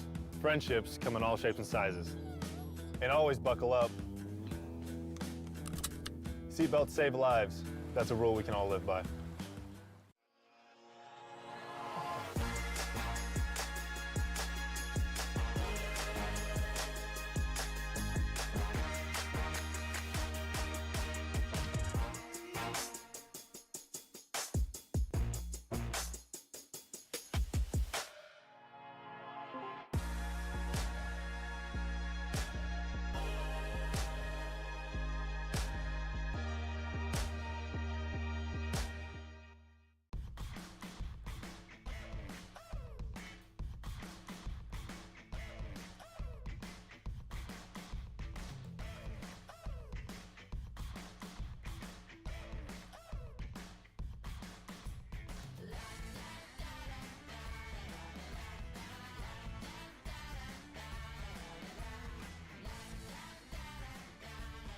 Idaho Central Credit Union, looking after your daily balance.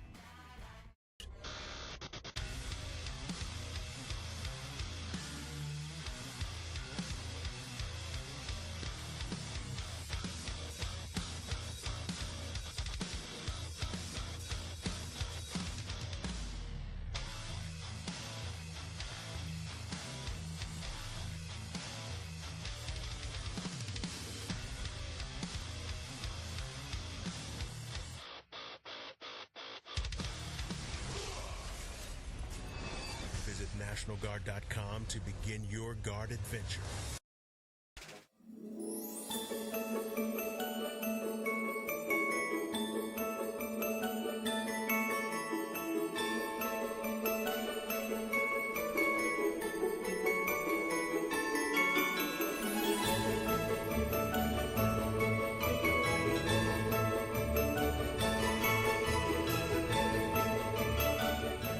Welcome back to the Boise State Esports Arena. We are continuing our just going through of the tournament for the Idaho Central Credit Union Giving Games.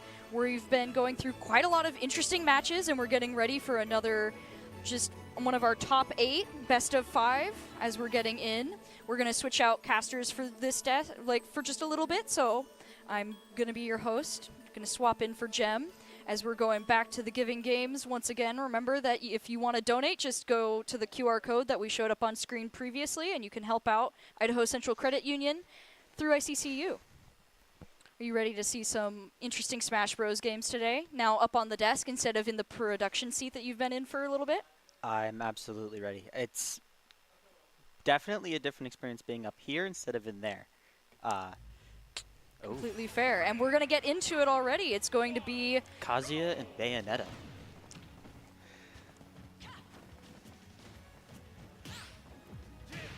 See, as we get started, Kazuya is going to get a couple nasty attacks off of Bayonetta right there. He's going to try and counter, but not quite able to land the hits he wants. It was a very strong start from Kazuya, but Bayonetta brought it back.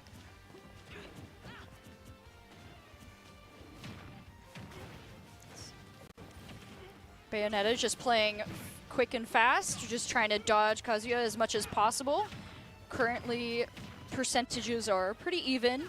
Kazuya is taking quite a bit of damage, though, just trying his best to avoid, shield away from any potential attacks, but Bayonetta is keeping him on the ropes and up in the air. I think Kazuya needs to kind of commit a little bit. He's playing a little too defensively. Yeah, currently just not maybe taking the opportunities that he has. He's got his special meter up, but he just isn't quite able to use it. Now at 159%, he's going to be launched off the side by Bayonetta. There he He's goes. just going to taunt in the middle. Team Rocket blasting off again.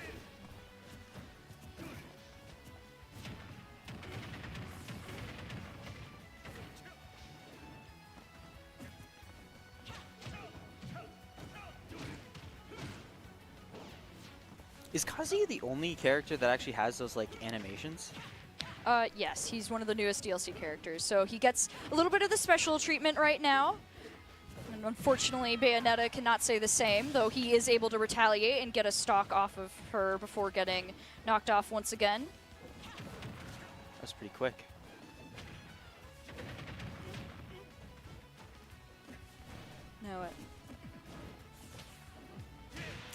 Now at 99%, Kazuya is once again in a dangerous spot, trying to play the off-stage game there. It does not really work out in either of their favor, though.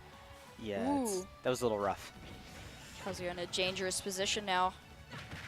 Architect is now at 150%, gets knocked down. It is his final stock against Bayonetta.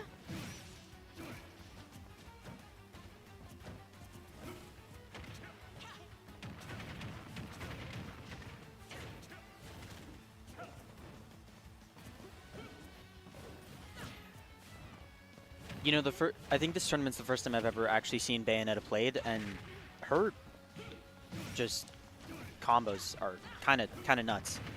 Bayonetta is a very interesting character. Super fast, super crazy with her combos. Luckily, a lot better balance than she was in previous games. But she's still definitely holding down Kazuya right now. Definitely. Denies the ledge guard there, as he's just really not able to deal with it. As we're just going to quick swap to desk. Get back into it, though. Stock has quite not been stolen yet. Well, taken. Let's see. Bluka is... Ooh, gets hit by an attack from Kazuya, but he's not able to combo it quite yet. Ooh, now down to 1-1. Architect is at 171%. No, 187. Bayonetta getting right into it. Very dangerous spot for Architect to be in.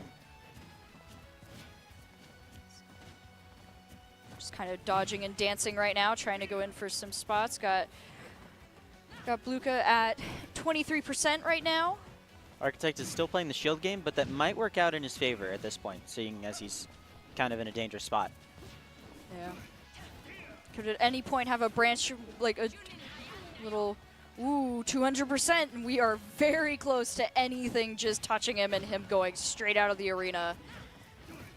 One good hit, and he's good as gone, really. Kazuya knocks Bayonetta upwards, starting to get into dangerous percentages for Bayonetta as well. There might be 100% difference between the two, but their actual knockout chance is about the same right now. They're both trying to play the deny game, and it didn't work out at that point. Ooh. Bluka taunting by the side, a dangerous game that Architect did not punish yet. Ooh, ledge recovery there, both playing next to the middle, and that's it goes. for Bluka. No, Architect there, just barely managing to pull through though. It's a very close game.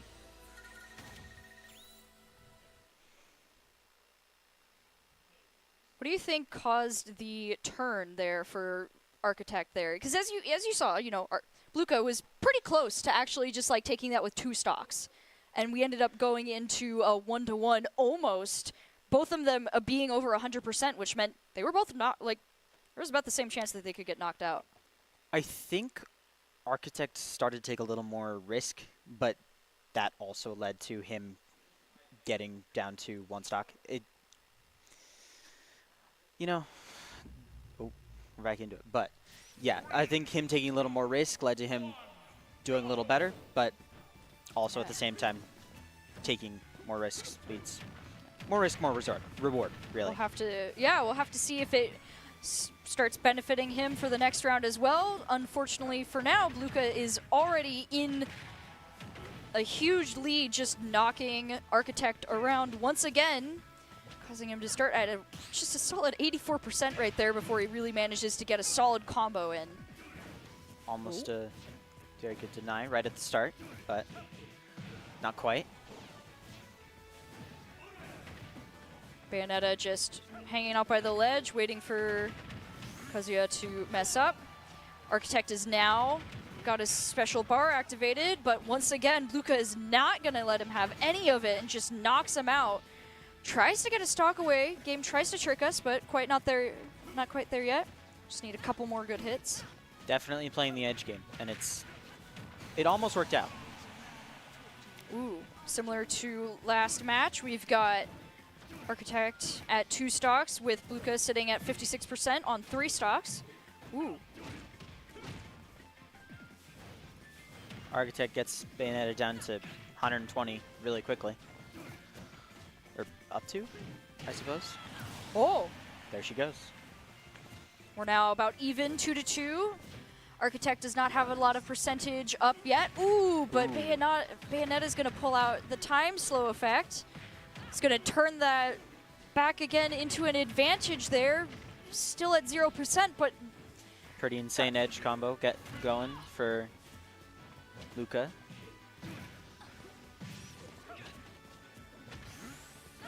Oh. Once again, Architect has his special bar activated, but Bayonetta is going to try their best to just dodge or deny. So far, Architect hasn't really been able to use his special bar. Luca's kind of denied him it.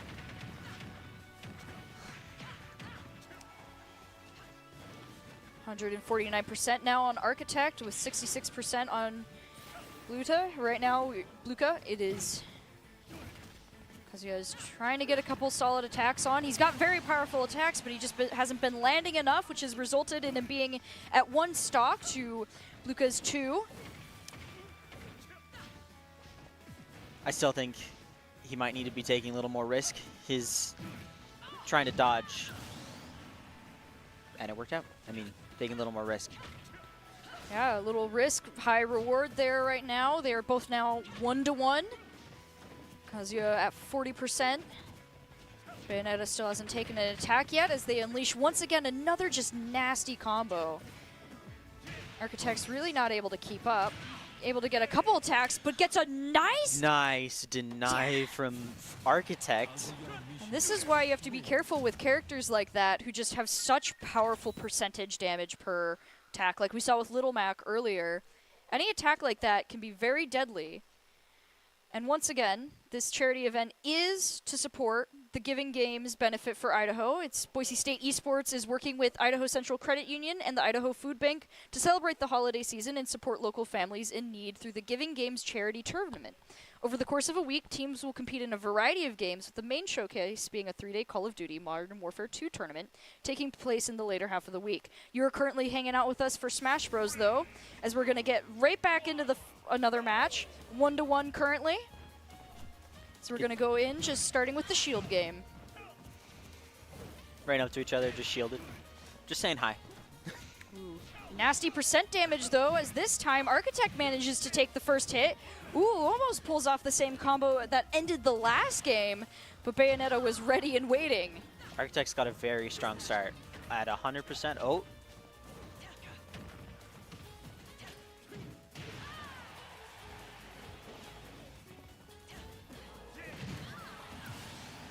And unlike last match, Architect takes the first stock, staying relatively low percentages. Unfortunately, though, Bluka does start to begin that nasty combo that Architect just does not seem to be able to keep up with right now. Yeah. Architect hasn't been able to recover from those like nasty combos, and it's definitely hurting.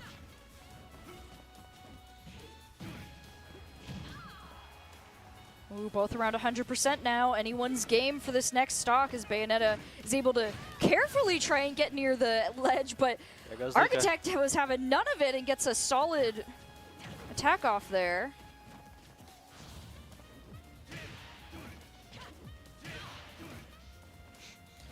Ooh. Dangerous ledge game there for Architect. Does manage to pay off, though, as he's able to get some percentage and gets away scot-free at 112% right now. Oh, almost. Architect is definitely at a dangerous part of the game with 3 stocks and 120% before he went out. Ooh, Bayonetta at 1 stock with 109. Architect takes advantage of that and knocks Luca off the side, getting the advantage of the game 2-1. We've still got one more game to go, though, before Architect can take the win. Potentially one more game. Potentially 2. As long as Bayonetta can come back from that. Bayonetta has proved that they've got some really good combos off on Kazuya, as long as they can just keep it up without him being able to retaliate. Definitely. If Luca does not give Architect a chance to, like, breathe, he might have it in the bag. It's pretty evident that not giving Architect a chance to breathe has been And as we effective. go into the next match, we can see we're going to already go back into the next match. This is the most amount of times you've watched people go against each other with the same characters.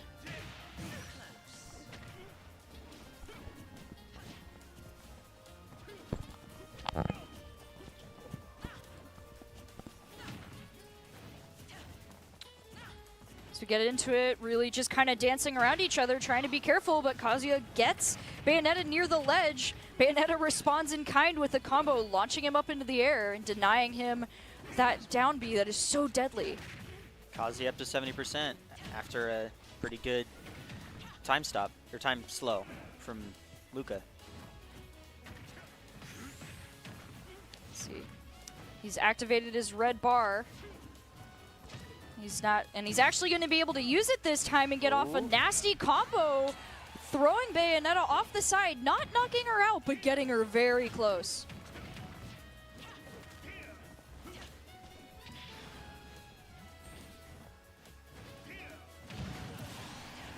Ooh, but Bayonetta gets the first out there. It's going to be dangerous for Architect.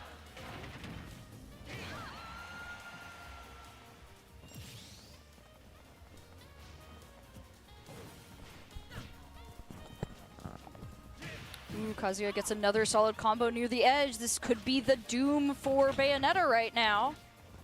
To be honest, I wonder if Architect not having been down would have caused Luca to not have been combo him off and recover from that. Yeah, Kazuya just kind of sitting here. He has all the time in the world right now, as Luca has to dance very dangerously nearby if they want to get these combos up, which they do. 67, 72, 78. Starting to close the gap, but it's not going to be enough if he manages to get the combo. Winning Architect, another spot in our finals, while knocking Luca down to the loser's bracket. Once again, want to shout out the Giving Games benefiting Idaho Food Bank. If you want to support us and get more information on how to help, please scan the QR code. Anything that you donate helps.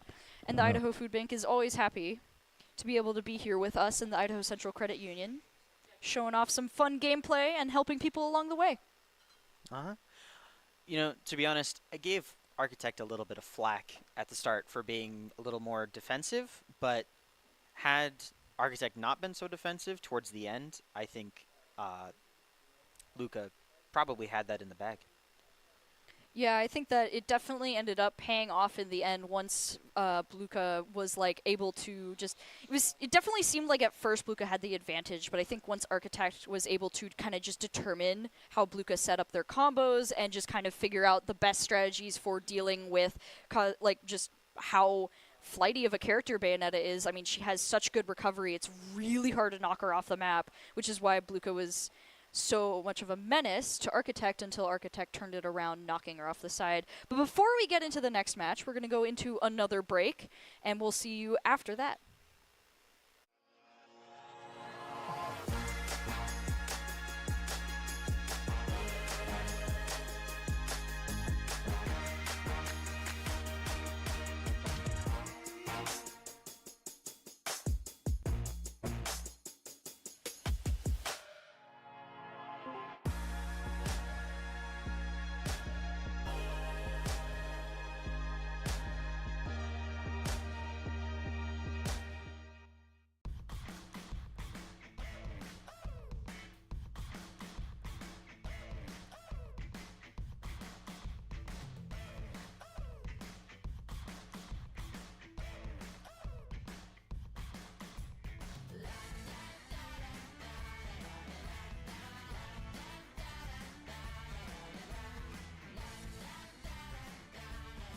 Idaho Central Credit Union, looking after your daily balance.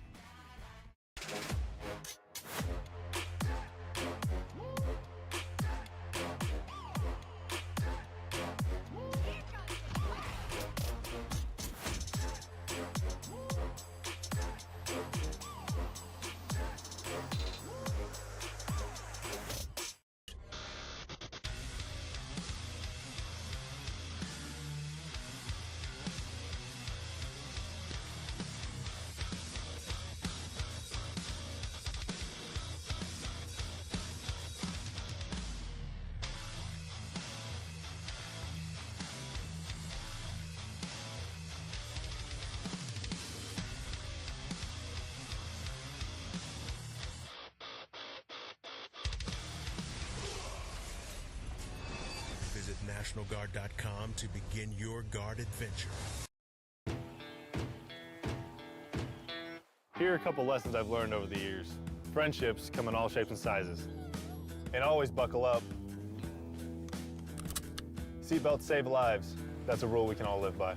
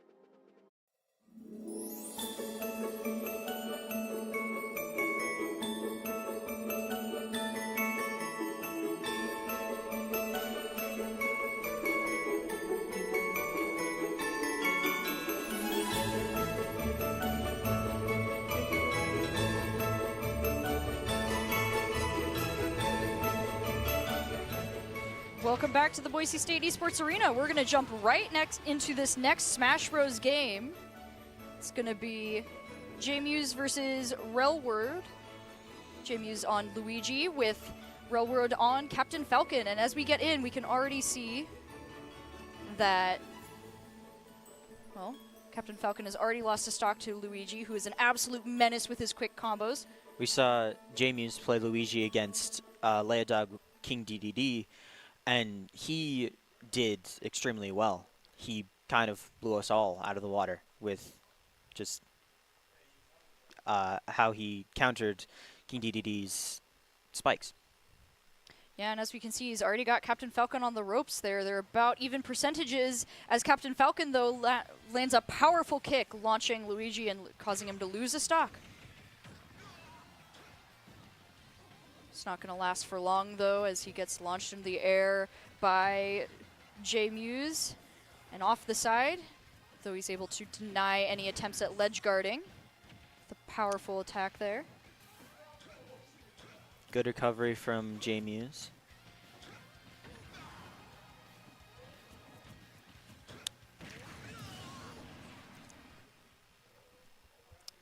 Very impressive attack there from Luigi. Just kind of always love when he just flips back and knocks a player off the side. We've now got Railroad at 0 stocks as I was setting that up, giving JMuse the first game of this best of 5. As Luigi flops onto first place there. Why does he do that?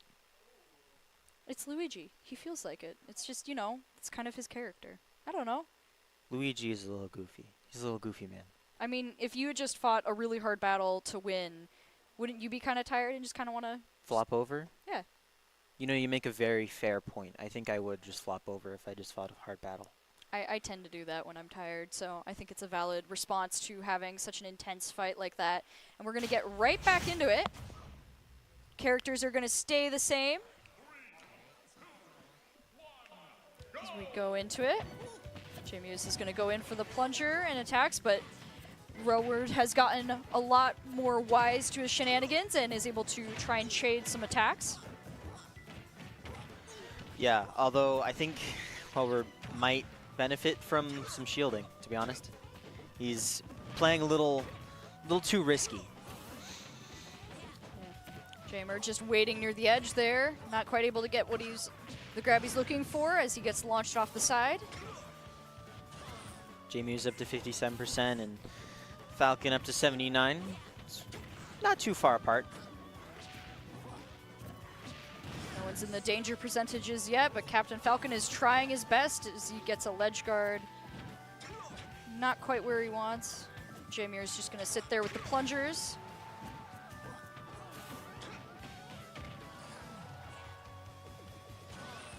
Falcon kind of edge guarding, waiting for JMuse to come back up.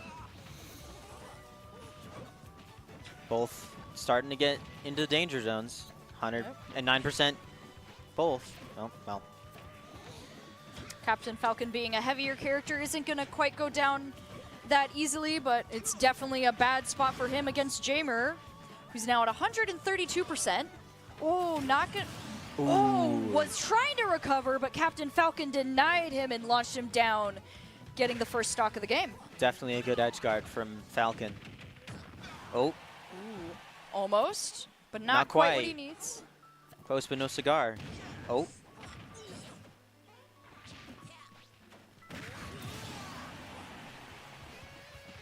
JMuse getting Falcon out for the first time this match. 2-2 stock-wise. Relward is in the lead right now with about 63% on Jamer, but could go quick right now, especially if he's able to deny that ledge guard. Ooh, tries to go for the smackdown again, but isn't quite able to set it up. Falcon up to 30% and Luigi up to 87. Oh. Back down to 0 as he down lost to his 0. stock. Yeah. Very clean from Falcon. Jamer just waiting by the edge, trying to get a good attack off, but Relward does not let him do anything. Tries to knock him down. Doesn't Excellent quite denial. knock him down the way he wants, but Luigi is not able to recover, giving him the second game. Well, that was a very quick match compared to, I mean, not necessarily compared to the first, but it was a pretty quick match. Yeah, there was quite a difference in the gameplay, do you think, right? Like, Luigi last time started with the upper hand, but this time, Railward was able to kind of come in and cut him off. Definitely. I think he probably kind of thought about what, like, how he's going to counter Luigi just a little bit, kind of adapted, and that probably gave him the edge. It's always important to adapt in Super Smash Bros. You might know a character, but you do not know the player. And the more games you play against them, the more you're going to learn. As we get back into this. Super fun to watch players learn how to adapt to their opponents. Yeah, the strategies that change, even with same characters. And it looks like Luigi's going to get the upper hand in this match, getting 60% off on Railward, launching him into the sky there. Playing towards the middle right now. Not necessarily getting too spicy. Oh, I misspoke. Falcon up to 91 and Luigi up to 68. Not necessarily danger zones, but Denies the ledge there for a second, but Luigi is able to recover and push him back. Ooh, once again, Luigi's just playing the edge right now, using the platforms to his advantage to kind of keep Falcon at bay. Launches him up into the air. Falcon is trying to dodge some dangerous zone, but Luigi doesn't have it and kicks him off the side, getting the first stock of the game. Luigi in a kind of a dangerous spot, 112%. If Falcon can get a nice hit, then it might be all over for Luigi.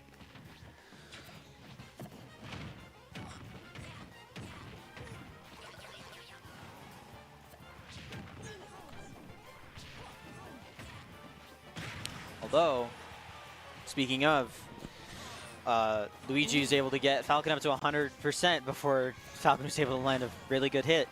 Yeah, both are at over 100% now. Luigi is in a very dangerous zone. Falcon almost pulls off the same play as before. Isn't able to immediately KO him, but Luigi cannot recover. It's now 2-2.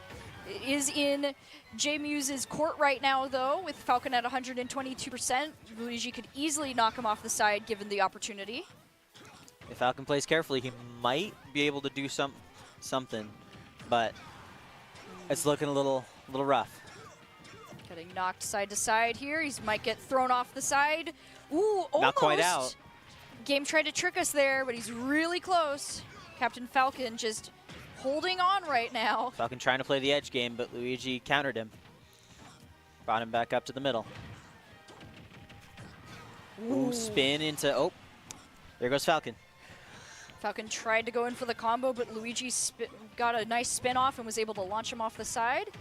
And as soon as Falcon gets back into the ring, it is once again going to get a solid 50% off on him. Falcon's able to launch him off the side, though. It was a nice grab into a combo from Luigi. Oh. 112% on Luigi. He's going to try and recover there. Falcon keeps trying to edge guard Luigi, but Luigi was able to get back up. 130%. Oh, game tricking us once again. 142 for Luigi, almost out of the way. Barely dodges a Falcon ledge guard there. Ooh, game nice keeps trying to parry. tell us that one of them's out of the game, but they're not. Not yet. Ooh. Ruff's looking to be, Ooh, that looking to might be a tough it. spot for Falcon. There it goes. It's now in J-Muse's favor once again, 2-1. One more game, and J-Muse is going to get to win as we see another Luigi celebratory flop. I like the celebratory flop. I think it's a good animation. Solid taunts. You know, not some characters build houses, turn into their demon form, activate their ultimate edgy energy. Luigi doesn't care about any of that. He's just here to hang out. Yeah. He's here to vibe. And honestly, that's a vibe that I vibe with. Yeah, and as always, I think we're going to be going into the next match here in a second. We'll have to see if they change characters. It looks like we're going to be hanging out in the Pokemon Stadium. You know, I have a sneaking suspicion that they're not going to change. We have gone a couple matches so far with both of these characters, and so I doubt we're going to be changing anytime soon as we get back into the match. We didn't Once change. again. They didn't change. Still Okay. Falcon and Luigi. Yep. We get into it. Similar strategy, trying to shoot out the plunger to start. Let's see who takes the lead this time at the start. It's looking like J-Muse with Luigi. Oh, very nasty combo there, knocking Falcon off the edge and down to lose his first stock there. Now even percentages, but just different stock levels. It was a very clean denial for the recovery on Falcon. Now he's getting knocked all around by J-Muse, just not letting up, does not care that he's got the stock advantage. He's going to keep him on the ledge, try and keep him off the side there. J-Muse sitting at 10% while Falcon's at 109. 109 is a bit of a rough spot. Ooh. Speaking of. I think he's giving Railward a taste of his own medicine, just knocking him down over and over again. J-Muse was like, all right, man. You denied me a couple times. I don't like that. It's not like that indeed, as he's going to knock him out for a quick final stock. Giving J-Muse the win, pushing him into some of the final brackets now. Knocking Railroad into the losers bracket area. J-Muse took 20% over 3 stocks from Falcon. That was clean. That was very quick. Oh, it was definitely a very quick match there. As we get into it, once again, this is Boise State Esports is bringing you the Giving Games. We're starting out with Super Smash Bros. Today, and we're going to be ending it with a 3-day Call of Duty tournament, all to benefit the Idaho Food Bank and all of the families that they want to help out over the course of this holiday season. If you want to support them and just help figure out different ways to help, please use the QR code currently on screen. You know, who do you, I mean, I'm not usually the one who's supposed to be asking questions, but who do you think we might see next? You know, it would be interesting to see a different, we've seen quite a few of the old games. Be fun to see another DLC hero. We've seen Kazuya, and we've seen, I think it's just him so far. No, we've seen Banjo. Would be nice to see a couple other characters, but I think we'll find out that after we come back from our break, and so we'll see you in a little bit here after we finish that up. Here are a couple lessons I've learned over the years. Friendships come in all shapes and sizes. And always buckle up. Seatbelts save lives. That's a rule we can all live by.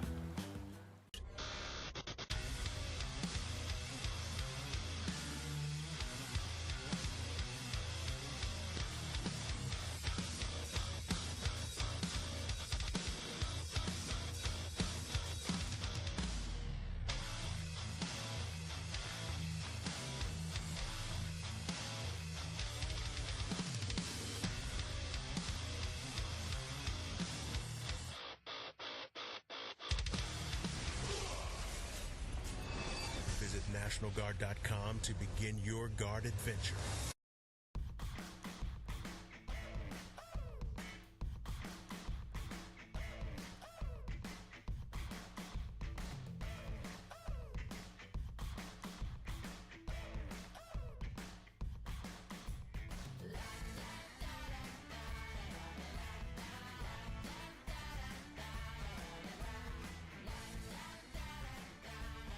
Idaho Central Credit Union, looking after your daily balance.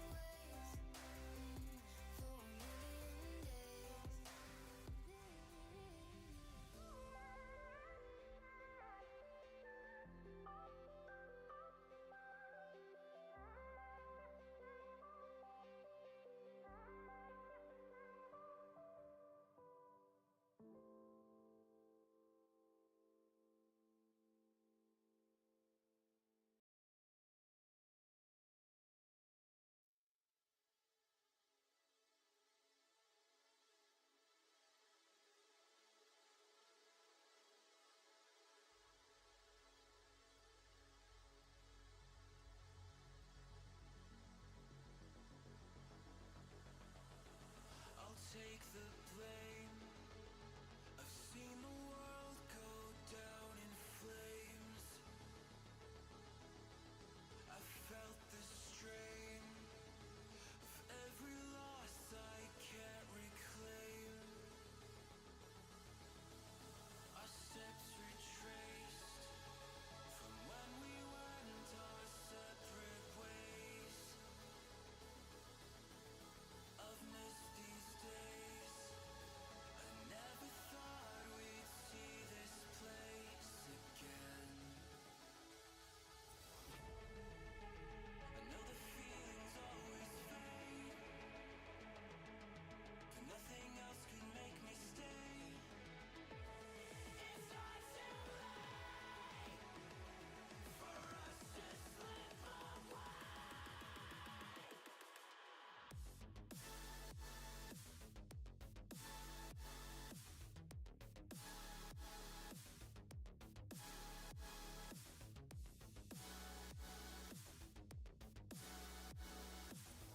I know the feelings always fade.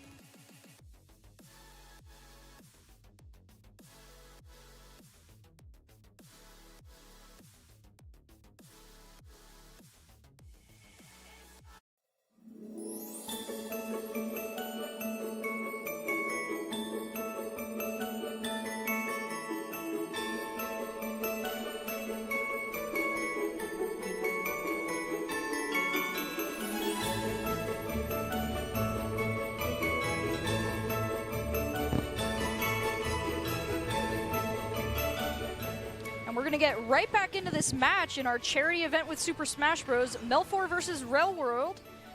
And already we can see that Captain Falcon has been able to just get an onslaught of attacks on Bowser, who, although is a very heavy character, could definitely take an out from just how many powerful attacks. Though it looks like Bowser was able to get the better of Railroad as he knocked him off the side, gaining the first stock of this game.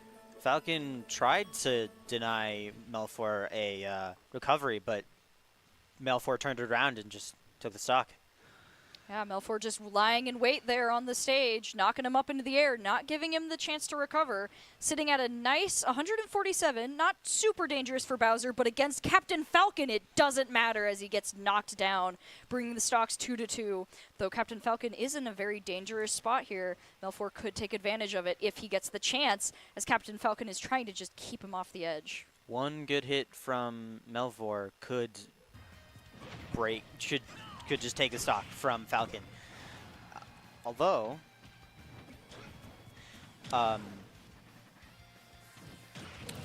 Falcon's able to play a risky but rewarding game.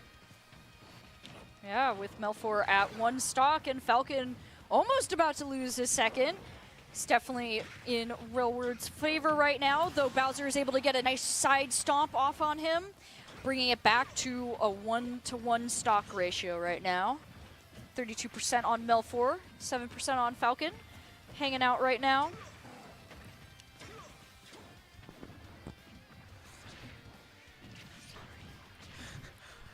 Melvor's at 69% and Falcon's at 29.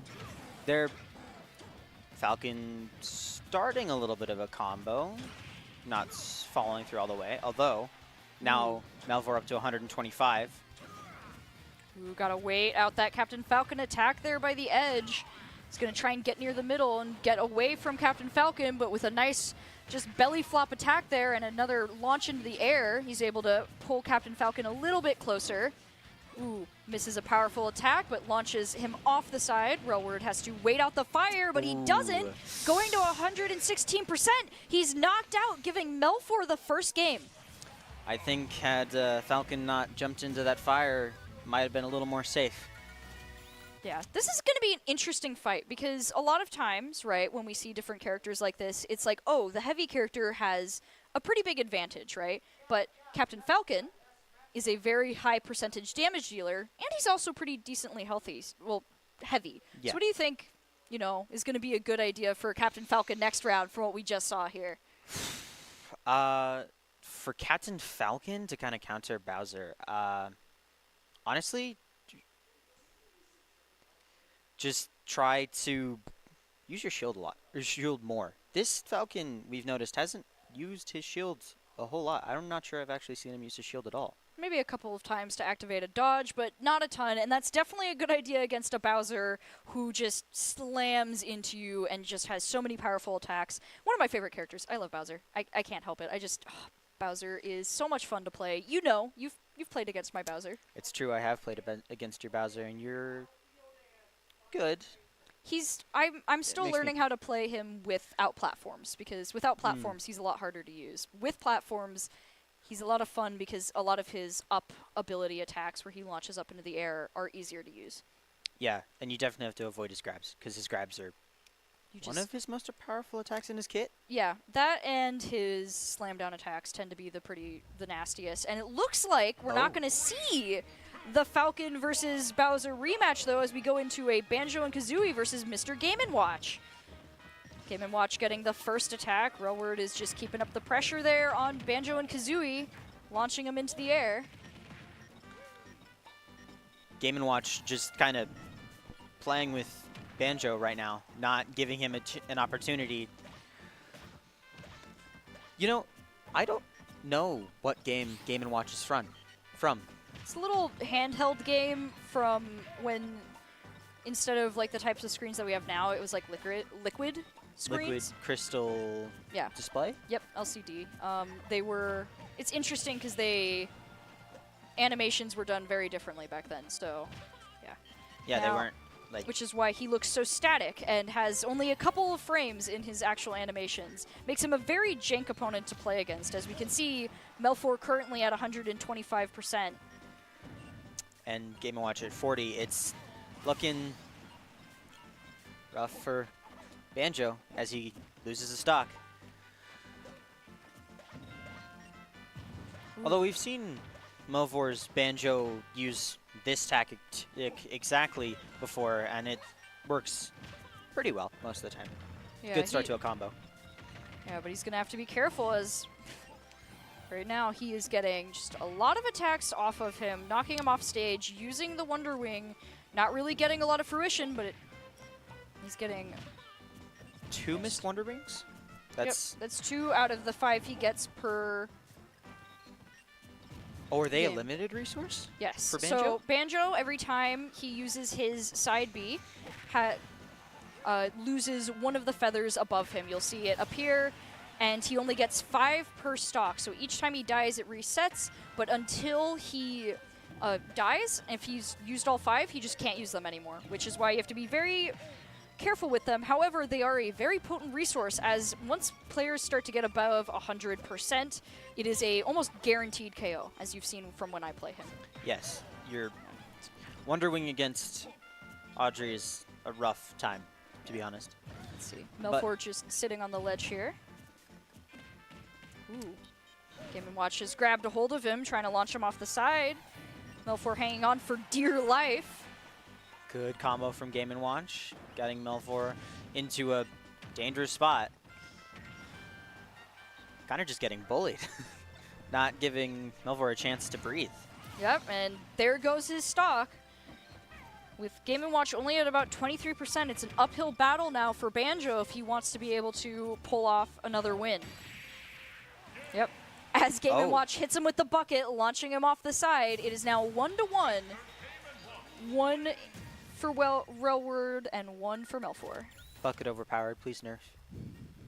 Game & Watch is one of those funny characters where he has a lot of gimmicks, which can make him kind of dangerous as long as he's played well, but it's also really hard to pull off a lot of his good attacks as they are pretty predictable with the limited frame rate.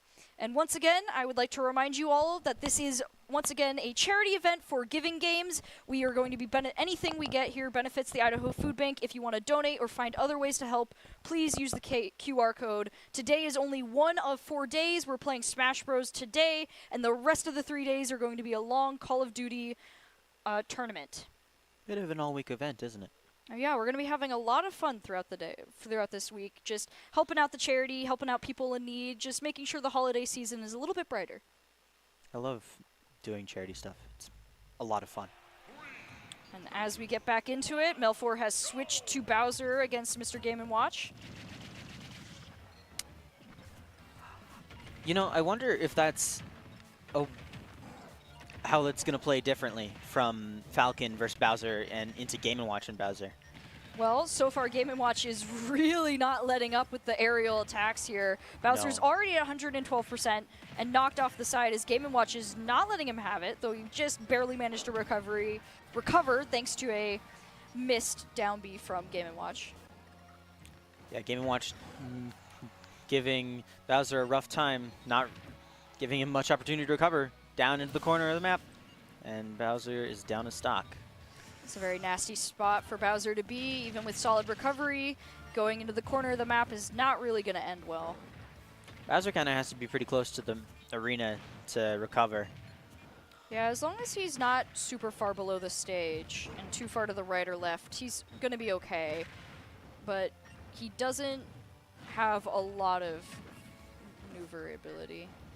Good kind of recovery from Game & Watch as he stopped Melvor's combo. Gave himself a second to breathe. 62% for Melfor with 94% on Railward as they're both just kind of trying to figure out and get back into the groove. Game & Watch launches him off to the side. It's now 100% for Melfor. He's going to lose his next stock. Game & Watch finding his stride here. Still with 3 stocks. Melfor isn't having it, though. And Melvor was like, all right, man, took 2 stocks. I'm at least going to take 1. You're not getting a 3-0. Ooh, tries to go for the hammer attack. Misses it, though. Well, doesn't get the full attack that he wants there. So Bowser takes advantage of it and just slams him into the ground. Ooh, does another one. Good grabs. Game & Watch almost went for the recovery deny. Didn't quite get it. Although that might be too much. Nope. Bowser got to recover. Let's see. Melfor at 120%, trying to get as much damage off on Railward as he possibly can. He's a heavy character. He can take this, but not for long. Yeah, not for long. If Game & Watch gets a good attack off of him, it could be the end for this round. If Game & Watch can pull out the bucket, it might be all over. The Game & Watch bucket, most dangerous instrument after the food that he's flinging out of his frying pan. Kind of wasteful. Yeah, no, it is a little bit. Oh, nice parry from Bowser, counter. launching Game & Watch up into the air there. Might be able to get the upper hand here, as long as he can just stay careful by the ledge. Ooh. That was a good thought to try and stop Game & Watch from recovering with Fire Breath, but didn't quite get it. Ooh. Game & Watch launches him down and up into the air, giving Railward the next game an advantage in this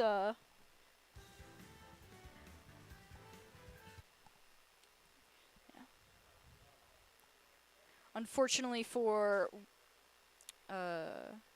Melfor there, it was just too far gone in the percentages to really make it up there. When you're at a 2-1 lead like that against someone who's at 134%, even if they're Bowser, it's kind of hard to come back from that. So it's definitely going to be interesting going into this next match here.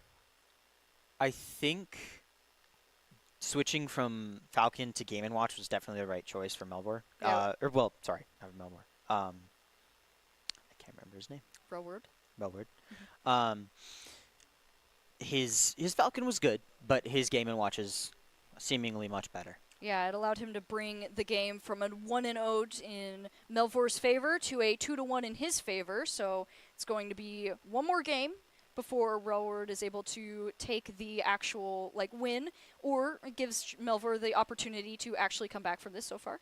We'll have to see as we're going to just get set up here. Do you think that they're going to change again, or do you think Bowser, he's going to stick with Bowser? Obviously, Game & Watch, we can see here, he's going to stick with the Game & Watch. It's been helping him out quite a bit. I think that Melvor is going to go with, and I'm not looking at the screen. Screen has been moved away. You can view now. I can look at the screen again. He's going to choose Bowser? Well, he's That not is not doing a a Bowser. fire turtle, but a water turtle instead. It's going to be Pokemon Trainer. We have not a new character for us to see today. Already at even percentages as we're going into it, though Game & Watch is trying to pull off the same upward combo as last time.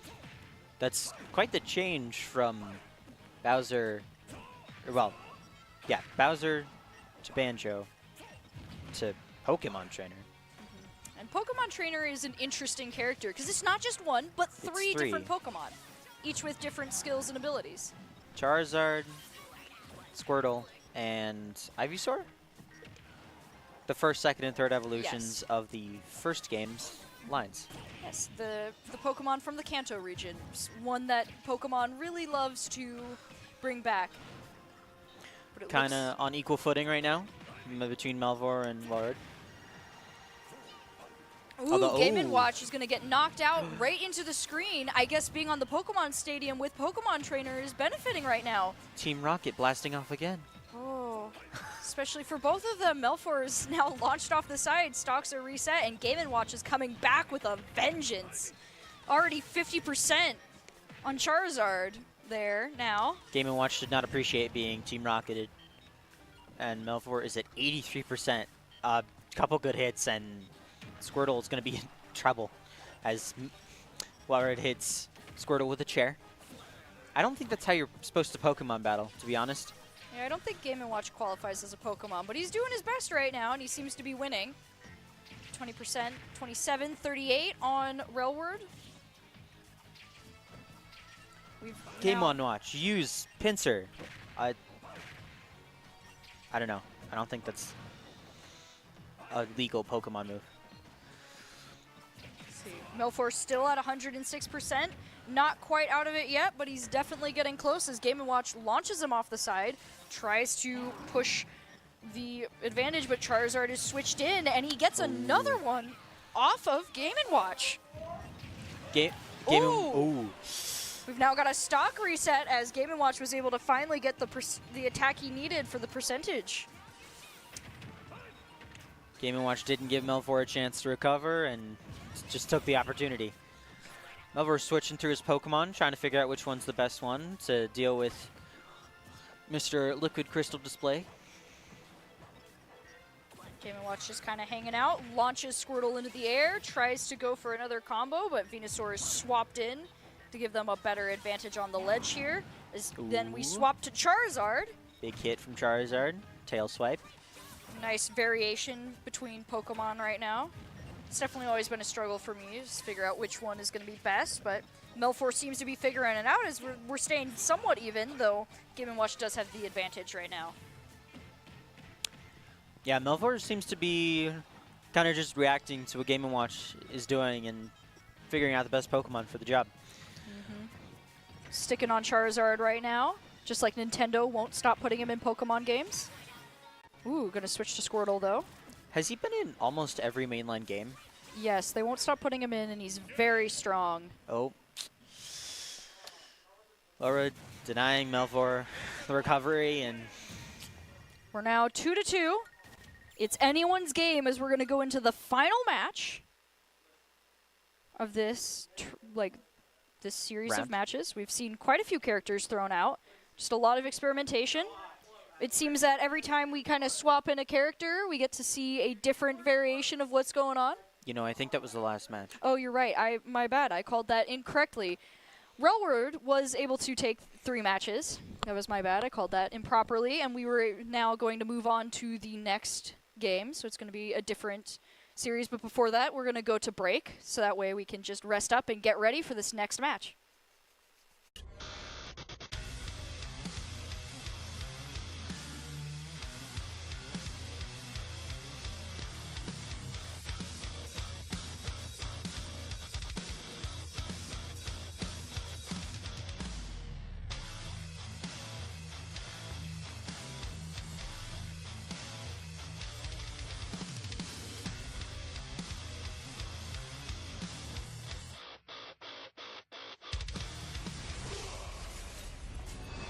Visit NationalGuard.com to begin your guard adventure.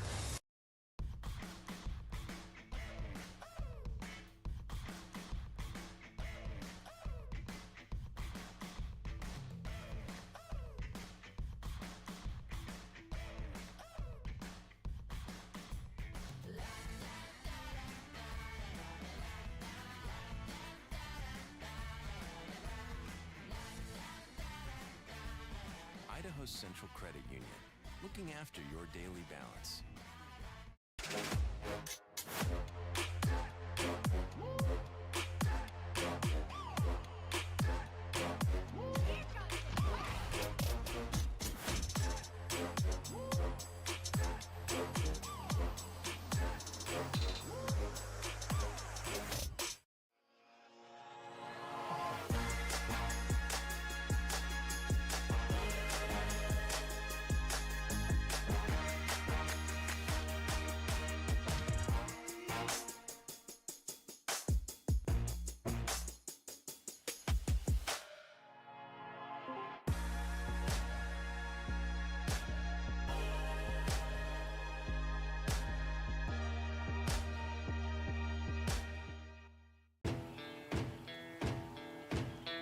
Here are a couple lessons I've learned over the years.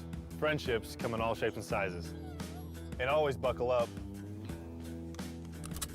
Seatbelts save lives. That's a rule we can all live by.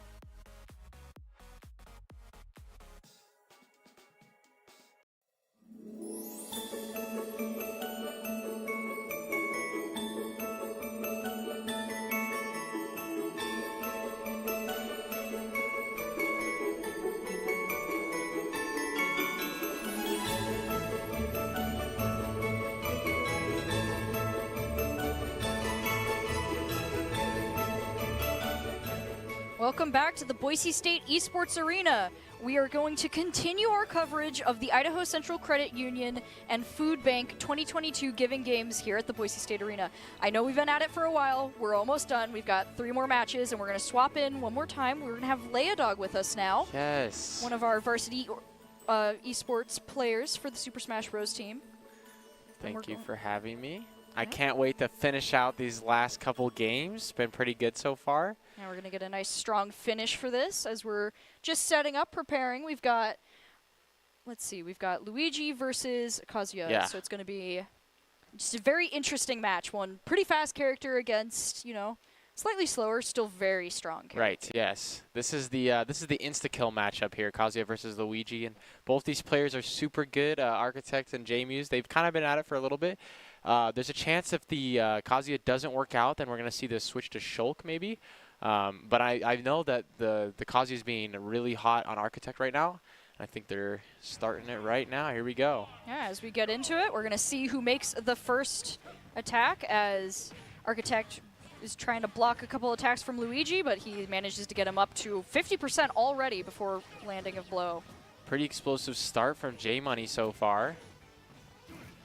And Architect's trying to find a way to clash back. Oh my gosh, he wants to end his soul already. Ooh, trying to get near the edge. It's very dangerous with Architect, as we've seen, but Luigi isn't taking it and launches him up, taking the first stock of the game. J-Money's ready for that. But is he ready for the combos? I don't know if they're going to get started here. He's doing great at avoiding them. Gets his own grab. This could be a second stock already. And there it goes. Oh my gosh, Luigi! Oh, J-Muse is just not having it today. Doesn't want to get any of the nice Kazuya combos, but he does manage to pull off a couple and launch Luigi to the side there. That was a good snipe from Architect. And now he's trying to start some more combos. Oh my god, gets the electric wind, got this. Oh, drops that one. Jamie's able to escape. Trying to get some more damage on here. Another grab. As we've seen, this is the danger zone with both of these players. If you let them get too many combos off on you, you're not going to have a good time. But so far, Luigi has managed to avoid most of the danger here. Kazuya trying to get back near center, does not want to be near the ledge, or Luigi for that matter. Architect in a bad spot. Oh, but he's able to make it back. And oh, the fingers right into his guts. And J-Money takes game 1. And that was a minute and 30 match right there. That was very quick. As we've seen with this Luigi, if you let him combo for too long, he'll launch you off the side. You have some personal experience with that, as you were a part of his debut match there. I personally think we're going to probably see the switch to Shulk here. I don't know. Do you think that the Kazuya could have done anything different there that kind of could have propelled him more? I think the biggest problem with like Kazuya against Luigi is that he's just like, he's a very fast character, and Kazuya really needs a solid setup for his combos right now, especially with the way Architect has been playing. So Luigi has not been a very great matchup, or just any fast character is not a good matchup for this Kazuya. Yep. So I think it would be interesting to see Shulk. Haven't seen him yet. Oh, no. It looks like we're going to stay true with the Kazuya. Gonna go once again. Maybe a bad decision from J-Muse here. Doesn't decide to ban FD, and he's gonna pay for it. Dead already, 0 to death. Oh my, that was bad DI too. I think he was ready for the avoiding the up smash, but he got hit with the forward smash instead. Ooh, gets a solid grapple there though. He's gonna begin the combo, bringing Architect up to 50%. Not quite where he needs him to be though if he wants to take a stock back. Ooh. Usually good DI here from J-Money to get out of those combos, but that first string didn't work out for him. Oh my, the Nair to defend there, but he's still taking damage. Oh, Cyclone comes in clutch there. 69% to 115, definitely a dangerous game for Architect, though he's still sitting pretty with 3 stocks to the 2.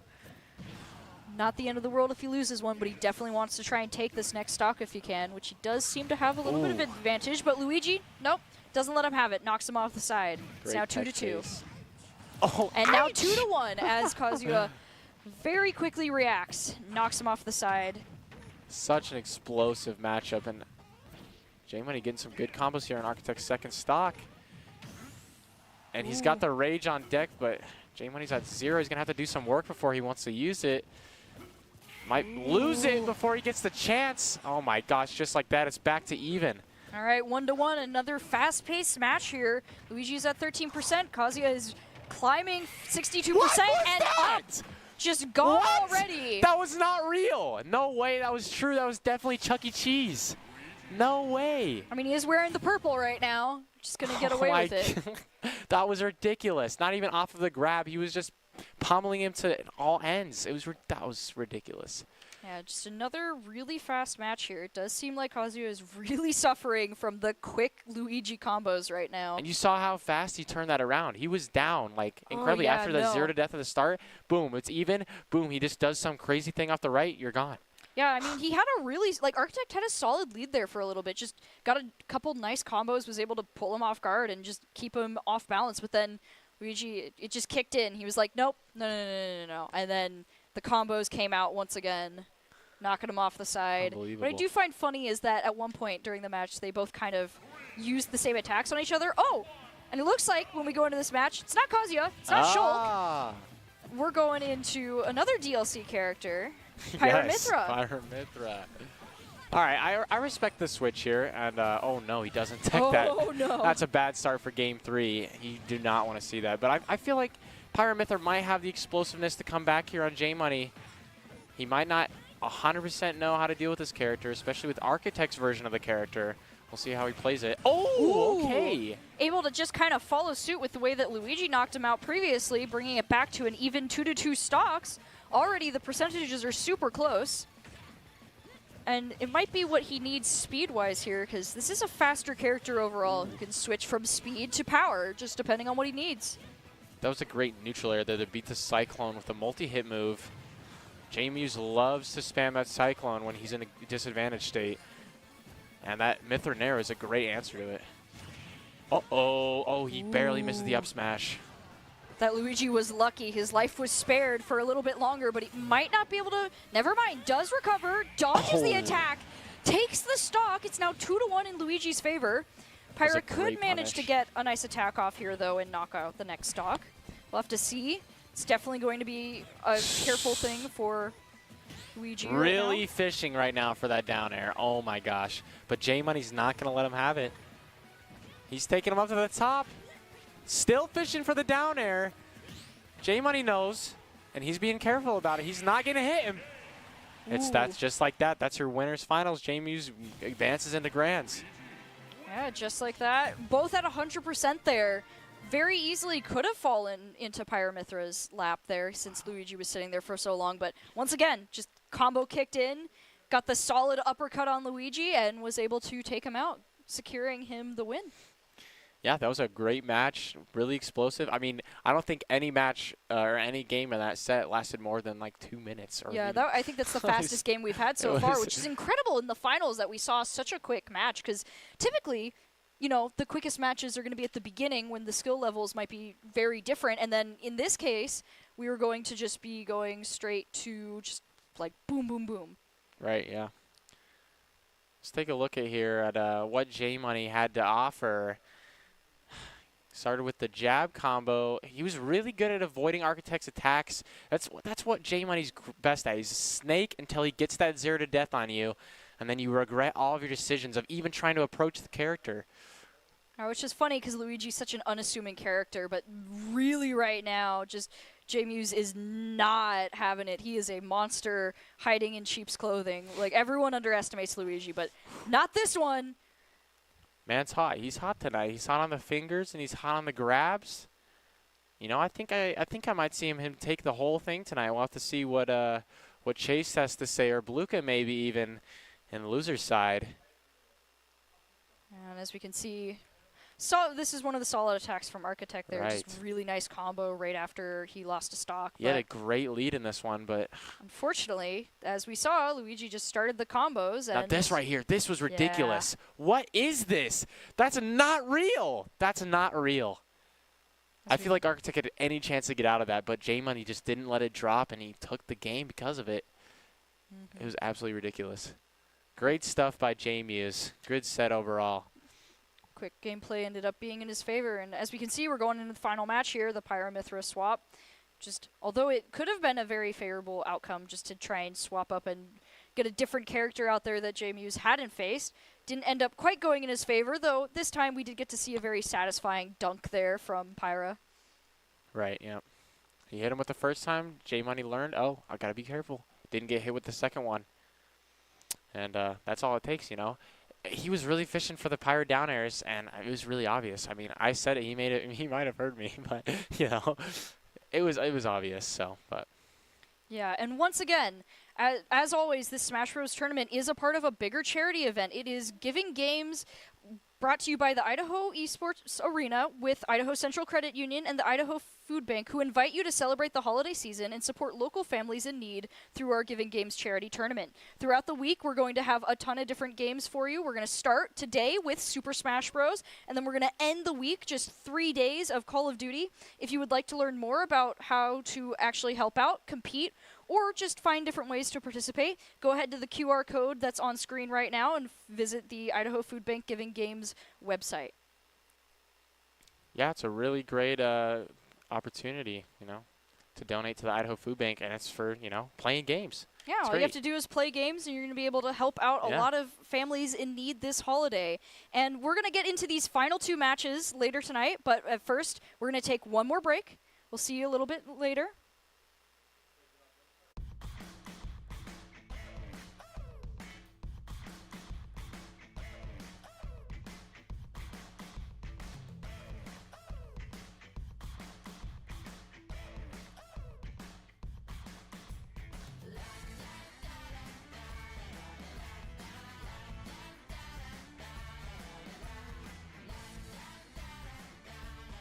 Idaho Central Credit Union, looking after your daily balance.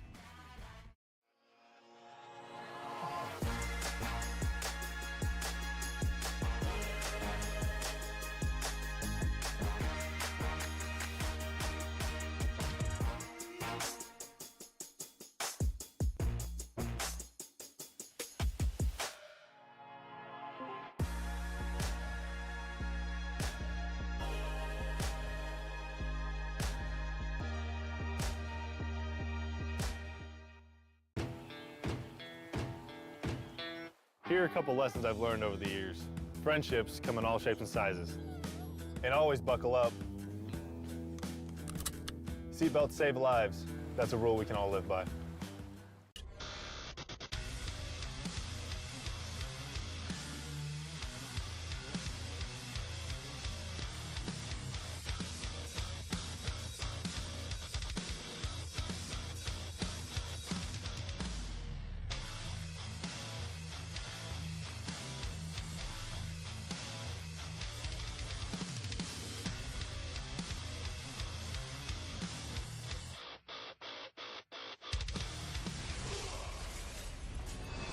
Visit NationalGuard.com to begin your guard adventure.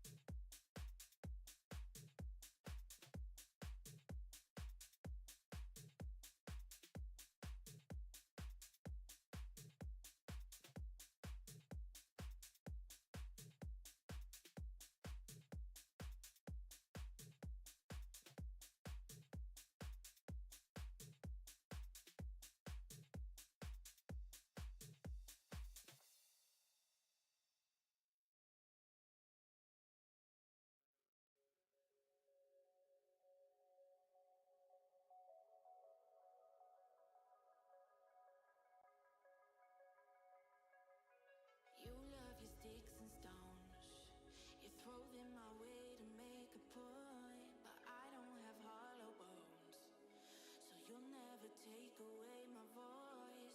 You used to be like home, but now the whole place is so destroyed, and I'll survive on my own. I'm stronger than when I started, even through all the times I hit the ground.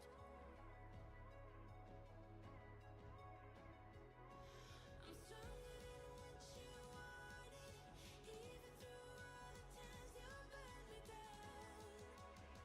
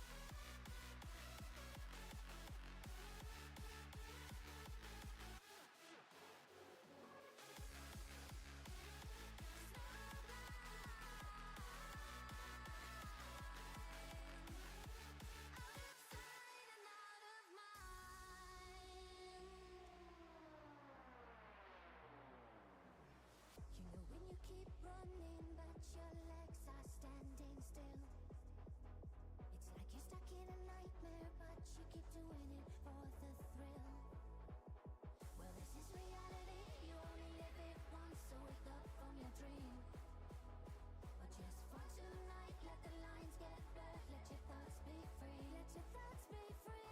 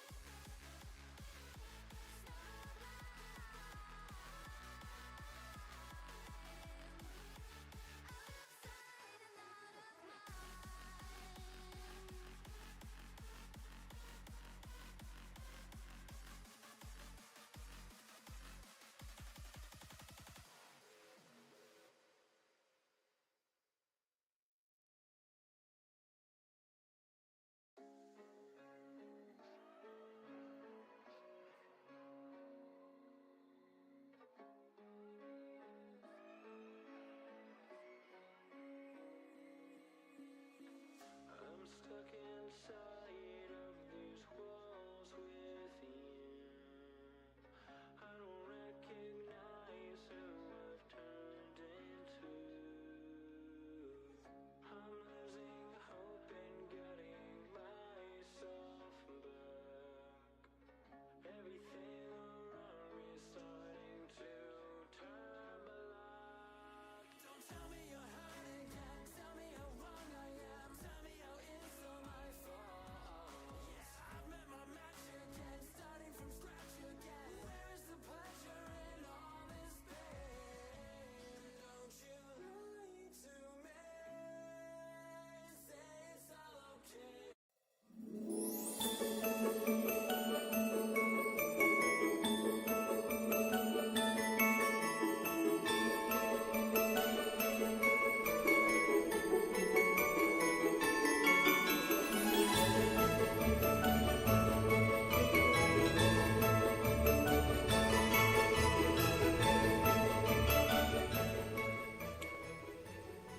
Welcome back to the Boise State Esports Arena. We're going to get right back into the losers bracket final. It is going to be Railward versus Architect.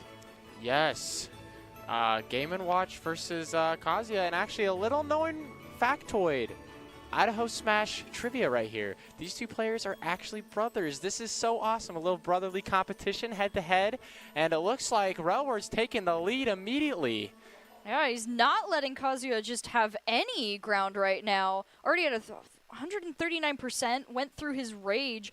With Game & Watch only being at 26%, this is already a nasty spot, though. Looks like he might be able to land a couple combos. Except Game & Watch isn't having any of that. Already took a stock from him. I was going to say, Architect was lucky to be alive right there, that the back air missed, but the flames of the flat 2D whimsical little fella took him out. And now he's racking up the damage again. Architect not really having an answer for this. He's not able to get into this character, just absolutely throwing out moves all over the place. He's going in. Yeah, no. Right now, 89% to 81%. Ooh, 100% able to knock off the first stock for Mr. Game & Watch, though he's still pretty far away from where he needs to be. That was a really interesting trade right there. Architect playing good to space this, waiting to get in. Ooh, gets hit by the food, though. 129%. Rage is active, but Game & Watch is not going to let him have it. Knocks out his second stock. The flames of whimsy does it again. And here he comes back on. Carrying him off. Oh, no. Architect's able to survive there. He's really struggling to get back on stage, but boom. Take this, Game & Watch. Begins the combo, but Game & Watch narrowly misses the end there. able to dodge it out. Currently, pretty even percentages. Kazuya is a little bit higher up, which is a dangerous spot for him, only being at 1 stock. Ooh. He's really going for those side Bs, and that one, unfortunately, wasn't able to get the stun off. But he's got Rage on deck. He could kill Game & Watch ridiculously early if he's able to get a combo into this. We'll see. Oh, catches the read. The Flames of Whimsy, all 3 stocks. This whimsical creature. Game & Watch, mythical creature from times past. Yes. Just read that roll right there. Oh, I hate that. You know, it's the most painful feeling when yes. someone reads and knocks you into the ground. It's like, well, here I go. This man's had it in the book since day 1, you know. They've been playing for so long. It's just like, how is he not going to know what he's going to do? He's obviously got the pen and the pencil and the paper and the pad. Everything. He's gotten written down. And we'll see what Architect can kind of do to adjust here in Game 2. Yeah, he definitely was getting just, I don't know. Game & Watch's aerial attacks have been pretty nasty. So I'd say if there's anything you want to do, it's just start avoiding as many of those as possible. That combo, as we're seeing right now, is not really fun to deal with, as he's already at 52% on Architect. That's with the bar fight brawl move right there, the punch into the low kick, but not enough to really get something insane going, you know. Just playing neutral game, back on the stage. Ooh, 80% though to 53. Ooh, knocks him up in the air to recover though, so he's able to try and even things out. Ooh, takes the advantage, knocking Game & Watch out, taking the first stock. Relbert is definitely was not expecting that, and you could tell, you know, he probably would have been able to escape that if he was, but Architect was able to get the stock, and now he's going to get some more damage on here. Maybe finish it off with the Rage, get another early kill. Oh, he's going for the deathly options right now. Ooh, unfortunately, though, Game & Watch is watching, as always, and he's able to dodge over it, trying to wait out the Rage right now. 130% on Kazuya, knocks him off the side. 45% on Game & Watch. Dangerous spot for Kazuya, almost gets knocked out, but the game's juking us out a little bit. Once again, he's living. Ooh, so close. Oh my god, no way the Rage killed him. Wow, that was ridiculous. And now he's up 2 stocks doing more damage. Ooh. Oh, I But like it. that's it for him. Being a little more patient there on those combos, whereas he's like usually just going with the bread and the butter, the muscle memory. But right there, he was a little more patient. He was able to get a little extra damage on, but now he's taking the damage himself. The patient is still benefiting them, though, as there's still a 1 stock advantage on Kazuya's side. Architect is just trying his best. Currently even percentages, which is not good for Game & Watch as he gets knocked up into the top of the screen, giving the game to Architect this time. We're now 1-1. These brothers are not going to let this fight go down easy. That's what Relward gets for holding in twice on the electric there. You know, one time you get hit with it, Architect realizes it, he misses his combo, but then he goes in for it again. Relward does the same thing, boom, up smash, he's gone. Yeah, and you could see that definitely Architect was avoiding some of those reads from earlier. I saw that he tried to go for the hammer smash down into the ground, and I watched Architect jump right over it. So wising up on both sides. We'll have to see if Game & Watch is able to keep up. Ooh, and we got the DK wrap in for this for this match here. You love to hear it. Someone's going to get a little funky in Game 3 here. We'll see who it is. Ooh, unfortunately, similar to many matches, Game & Watch is already launching Kazuya into the air. 72%, not a great spot for him with only 25% on his opponent. Interesting miss there, and then the up B to escape. Classic Game & Watch, and this is classic for sure right here, you know. The monkey noises in the background. Oh, my Lord. Ooh, 122% on Kazuya. He still has his he's rage, going out but there. Ooh, it's a very dangerous game Game & Watch was playing there. We've got both the game and the watch now. Now we just need the KO. Okay, yeah, he deserved that one. Very good. I'm surprised I didn't use a rage. I guess it doesn't use rage when it's in the air. I never really knew that. It has to be grounded. That one was an easy one to see there. Game & Watch still not really in a KO spot as he's trying to knock him off the side once again. Kazuya just trying to recover. Game & Watch waiting for him. Ooh, gets the grab again. He's not going to let the hammer hit him twice. That was a rinse and repeat of the last time there. He holds down smash at the ledge for whatever reason, and he's getting grabbed. Oh, but the super armor coming in clutch. The up smash there to punish the down air. That was really smart. Game & Watch trying to throw out the food, knock Kazuya away, but he just gets angry at that, and now he's going to try and bring the pain as he gets a solid combo in there. 55% to Game & Watch, 117 to Kazuya. He almost got the electric wind god fist on the bomb there. That would have been super hype. But unfortunately, he needs to find a way back on stage here. The fishy's coming at him. Oh no, He's getting knocked off. Game & Watch knocks him off to the side, tries to continue to punish, but then backs off at the last second. Probably wise considering what happened the last 2 times he tried to do that. 168, oh very my dangerous. God, he just let it rip. What looked like it could have been an easy, like, advantage stock there for Game & Watch. He gets knocked off the side. Oh, I thought he was going down. Oh my God. Oh, okay. no. All right. I bet Game & Watch would have lived, but Dog making the monkey noises now too with the I'm background joining in the music. DK rap. Oh gosh, this is crazy. Oh! Oh my gosh. Game & Watch is playing a dangerous game right now. Ooh, trying to get some aerial attacks in. Kazuya is wising up and knocks him up And then he's into the game. Now taking the advantage. That was a crazy last little sections there of that game. Absolutely insane from Architect. Really cranked it up like 3 notches at least. Yeah. All of these incredible matches have just been so much fun to watch, especially because they're also benefiting so many people that are in need. Because at the Boise State Esports Arena right now, we are working with the Idaho Central Credit Union and the Idaho Food Bank to bring you guys the Giving Games. This is a charity event that's going to be going all week long. We're starting with Smash Bros. Today with this tournament, and we're going to end with a 3-day Call of Duty tournament. All of this is to benefit people in need during the holiday season. If you want to be able to help us out or just participate in any way, click the QR, well, look at the QR code at the top right corner, and you'll be able to get some more information on the Giving Games. Yes, I see that the delectable QR code right there, and I'm donating millions of dollars to the Idaho Food Bank. Well, at least you should. Donate more money. Who you think is going to win? $20 on Railward or $30 on Architect? I want to see it come in right now. Not the even money bet I see here as we're going to load up into the next game. Going to stick with the same characters right now. They do seem to be, you know, pretty evenly matched right now. Right, yes. It's whoever gets that really good combo or that really good read, Phil. You know, they're really going to explode on the other person.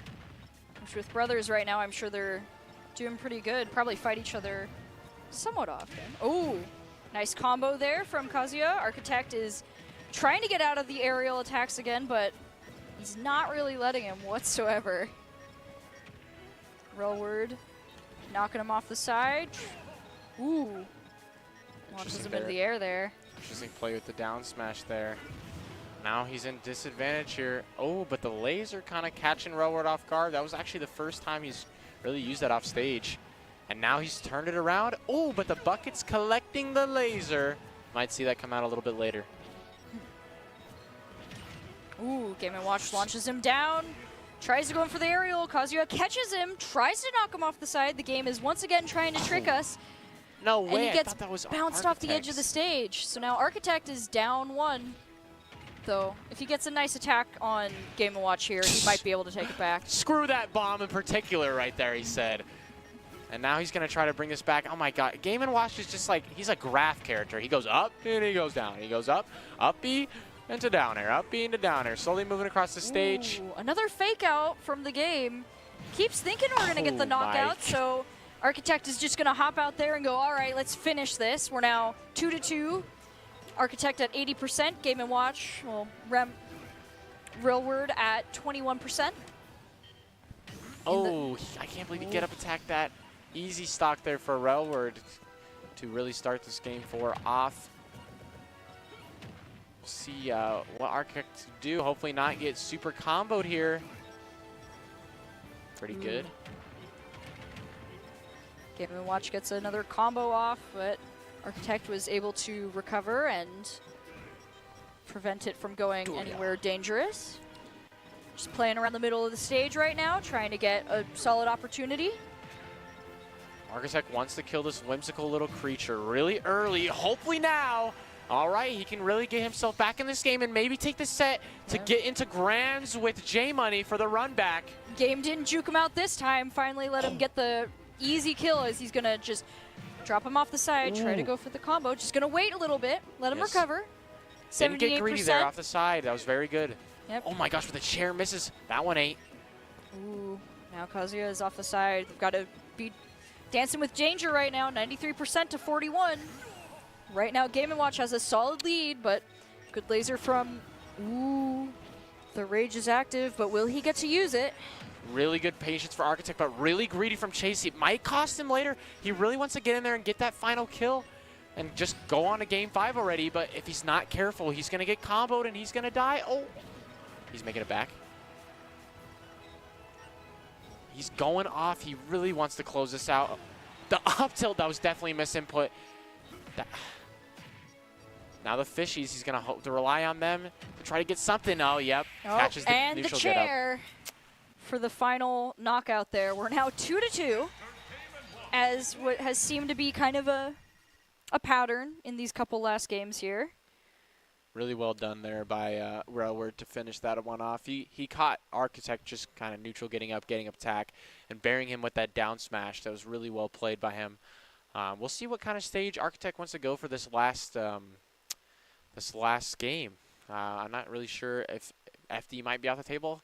FD is kind of a good stage for both these characters. You know, you don't really have a place to land against Game & Watch, but at the same time, you don't really have a place to escape against Kazuya. So we'll see where they take that. Yeah, it'll be interesting to see. We're going into the final match for these two, so the brothers are going to duke it out to the end. We're going to begin. Going to stick with the same characters. You got Kalos coming out, kind of a FD type map, but you do have the platforms to escape or the platforms to jump off of as Game & Watch to continue your puff. Ooh, interesting forward air there. Really catches Game & Watch. And he's just zoning him out with these bombs. Does not want Kazuya to get in at all. He knows what's going to happen. And jeez, that down tilt sent at such an unforgiving angle. It's going to be a hard recovery here.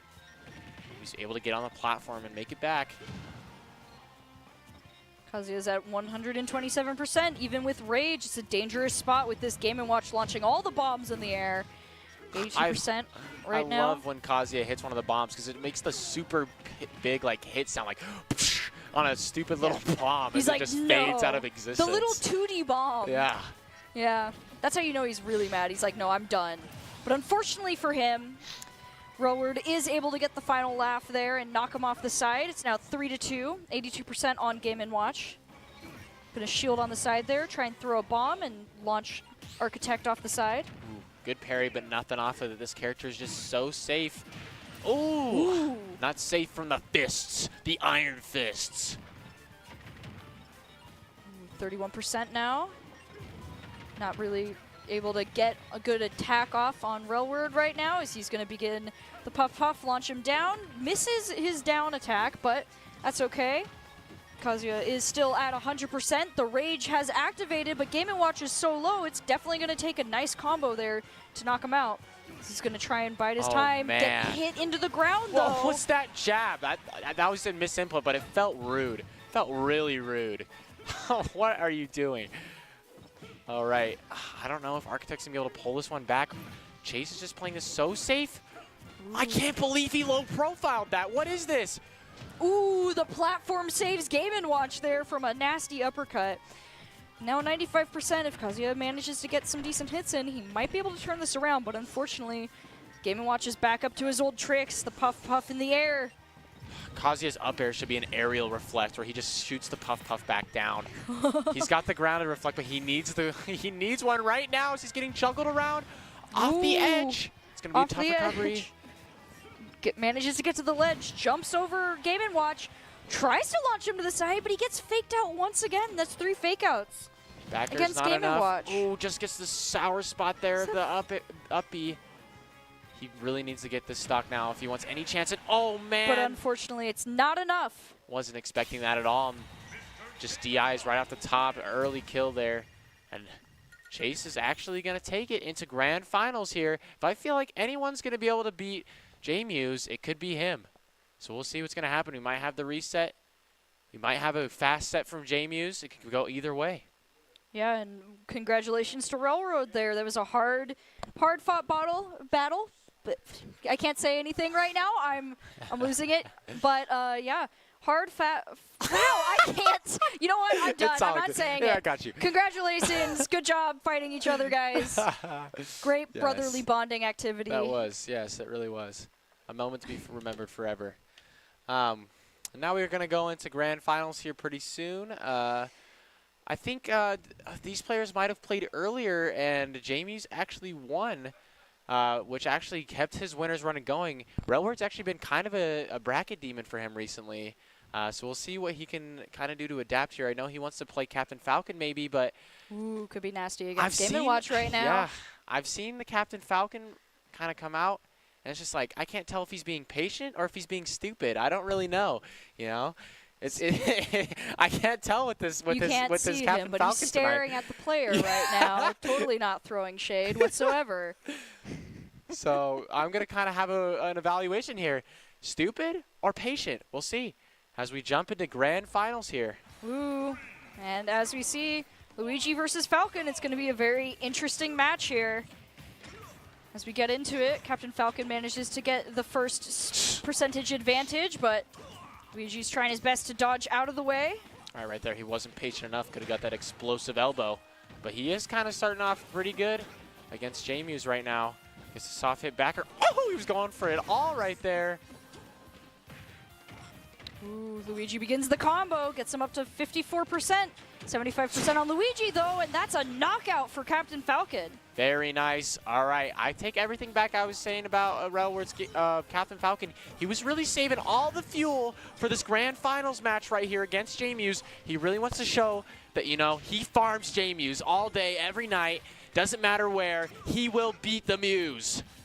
Oh, yeah. Luigi trying to go in for the combo, isn't quite able to set it up. Captain Falcon is looking for his opening right now.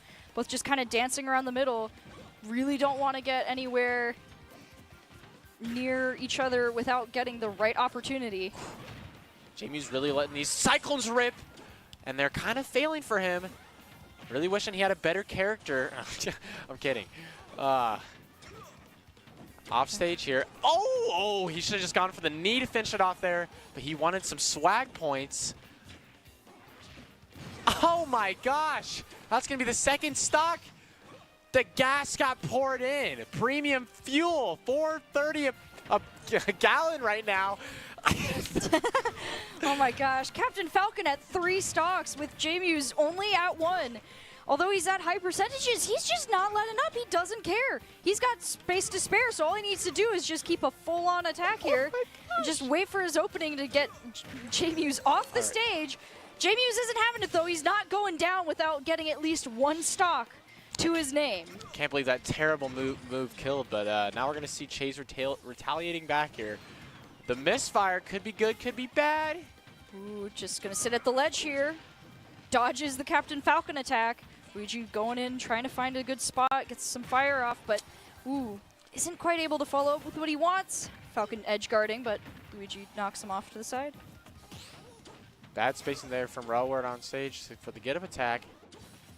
Jamie's actually to get back again, but he's not able to get anything started. He's kind of just getting back on and getting thrown back off. Not sure what he's going to need to do here, but he's going to really need to play very carefully. Sitting at 143 right now. Luigi in the danger zone right now for sure. Captain Falcon is starting to reach that area, but he definitely has more wiggle room than Luigi does. And as I say that, Luigi proves me wrong, launching him off the side. It is now 1-to-1 stock-wise. Oh my god. Oh my god, I just saw Chase just really get mad about that. He's at 61 now. Could be dangerous, but the gentleman's is gonna do it. Oh, and there it was. Although it's not Diggle, the people's knee came out for the final kill there. Giving him the first match. First match. Yes. First match. I was staring at the scoreboard for a second there. That's a good start to the long hike of the reset possible here. Chase is really going to have to struggle to get it get it up there. I mean, that looked pretty good right there as long as he doesn't let the grabs get to him. Yeah, and as we are in the final stretch, one more reminder for all of you. This is a big charity event. It's just the first day, but it is going to be a great way to support so many families throughout this holiday season. It's both Idaho Central Credit Union, Idaho Food Bank.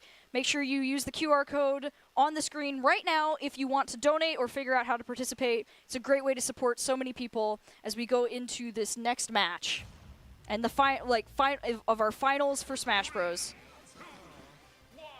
Let's go. Let's see what J-Muse has to offer for game 2. Ooh, I'm liking this music. Gets the first touch here, is able to get some damage off, but Captain Falcon, just with the more powerful attacks, already gets Luigi up to 44%. It'd be totally in character for J-Muse to choke all of Grand Finals here and for Relward to take it, but no! He's out of character today. Today he's J Moolah. And he's going to show that he's going to take this all the way to the end. Oh my God! That did not just happen! That did not just happen! And just like that, Captain Falcon loses 2 stocks so quickly to the deadly Luigi uppercut there, who's not even lost 1 stock yet. Captain Falcon's trying his best, but he's just 40 not seconds there yet. in, and he just goes boom off the Angel platform to death. Real. He's trying to get in. Real Word is close. 130% on the Luigi. He just needs 1 solid hit, but Luigi is just sitting there. He's dancing. He's waiting.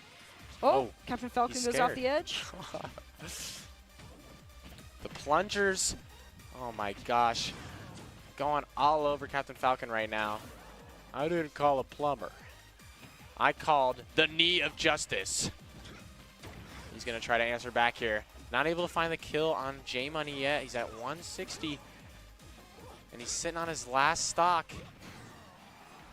Oh my gosh, the Gentleman's not even able to do it, and he gets the misfire. Okay. There we go. Captain Falcon had to make sure that followed through. 1 to 2 stocks right now with Real World at 79%. J-Muse at 0% right now, 10% as I say that, of course. Ooh, gonna try and knock him off the side, but not quite high enough percentage to really do much. Not sure what that up B option was there, but good up tilt. Really getting us started here. Really wish he could have done this without getting absolutely obliterated by the combos. Ooh, 116% on Captain Falcon, 126. Yep. Straight into a knockout. It's now 1-1. No jump there. He really had no option to come back except to just continue to get disrespected by J-Money off the stage. It's 1-1 now. They're really going to keep it close and interesting here for us for Grand Finals. What a treat. This is the gift of giving right now. Yeah, the giving games as we've been sitting here for about 4 hours now, I think, in this tournament. Yeah. What a gift, yes. You know, I can't complain. I love to see the Muse. I love to see Chase. Actually, these are like my 2 favorite players to watch right here, especially the Captain Falcon. I don't know about the Game & Watch, but the Captain Falcon, yes. And when he's able to explode all over J-Money, I love to see it. Ooh, tries to go for the ledge guard, doesn't quite get it, but Luigi's still on the side, just hanging tight. Captain Falcon goes for an attack, but is retaliated against. Trying to start something here. Interesting choice of battlefield. Ooh, he forgets to dash forward. Gets punished for it. You really don't love to see J-Money dropping the combos. Every time he's dropping those, he's dropping a stock essentially, and he's going to have to play a lot harder to try to get there. 110% now for Luigi, 93% for Captain Falcon. Definitely a dangerous spot for both of these players, especially if they can get one of their combos going. Luigi's trying to chase right now. He's in hunter mode, but he gets knocked off the ledge, and he's going to be thrown off the side here. Not quite enough. I think I would have opted with the up throw there to not stale the forward throw. Maybe try to mix J-Money up a little bit, but we'll see what he can do. Ooh. Rolls behind him, but isn't quite able to get anything set up. That's okay, though. He's still ahead in percentage. Ooh, Luigi gets knocked to the other side. Let's see, 119 to 153. They're both really just boxing right now, trying to knock each other away. Oh no, very the bad close. DI there from Relward. He's not going to be able to live the Cyclone. He's going to try and knock Luigi out for a quick revenge kill, but not quite able to yet. Luigi's hanging on. Gonna knock him into the air. God. He's so close, confirms the kill, and now it's 2-2 with 0% on both sides. And as I say that, Luigi gets a little tap in real quick. I think Luigi's got bricks in his shoes or something. That was absolutely ridiculous that he lived that. And it's actually given him quite an advantage here. Keeping it even is exactly what Luigi wants because he can make it in his favor at any second. Ooh, running around right now. Captain Falcon is at 82% to 32. Ooh, 94 now. Captain Falcon's just starting to enter the danger zone, especially against J-Muse right now.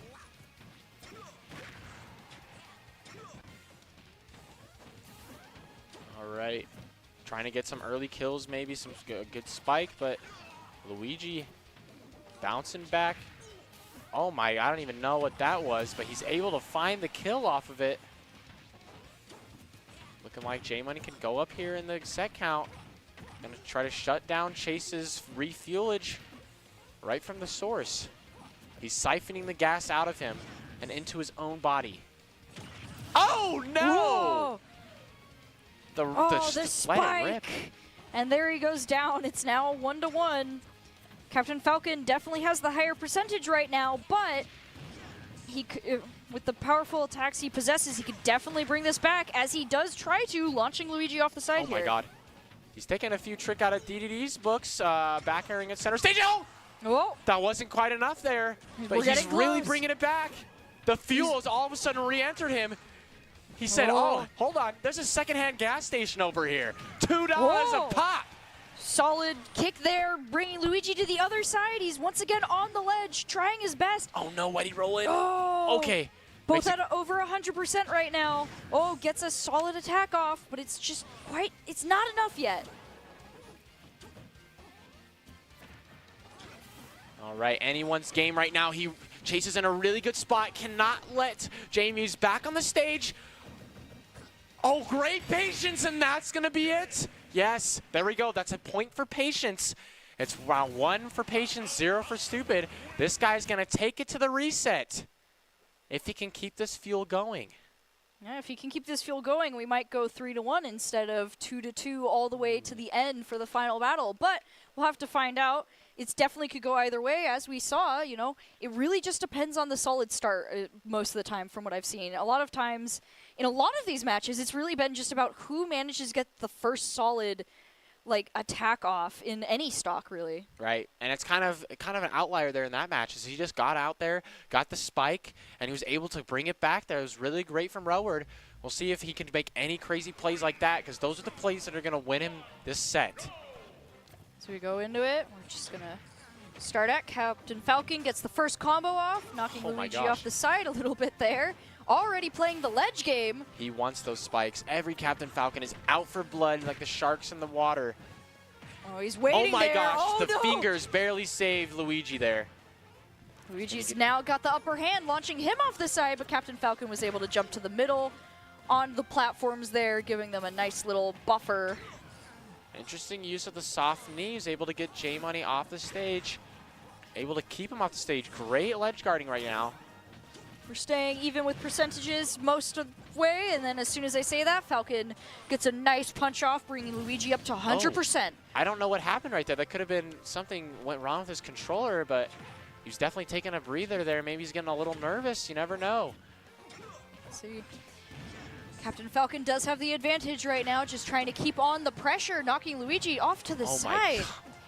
He barely got saved by the fireball there, but he didn't have his jump after that one. J-Muse got a little greedy. Yeah, J-Muse is kind of up on the... Uh-oh. Oh, here comes the combo. Oh, but he's able to barely escape that. Oh my gosh, he went out for the same exact spike, got hit with the fireball. I think that's 1 point for stupid there. It's now 1-1. But J-Money misses the confirm. Oh, not quite dead for it. Once again, being faked out. It's not... Instead of him being the faker out, though, right now he's getting a little bit of the taste of the punishment he dealt out as Game & Watch earlier. Let's see. Ooh, dangerous percentages for both right now. Definitely more for J-Muse than it is for Falcon. But that move never kills, especially on Kalos. And the Falcon kick does kill. J-Muse Gonna need something here to finish off the stock. If he can finish off the stock, it's looking good for him. But if Chase really gets this percent up, it's gonna be a more tough battle for him. 134% on Falcon They're right both now. just full hopping on their sides of the stage.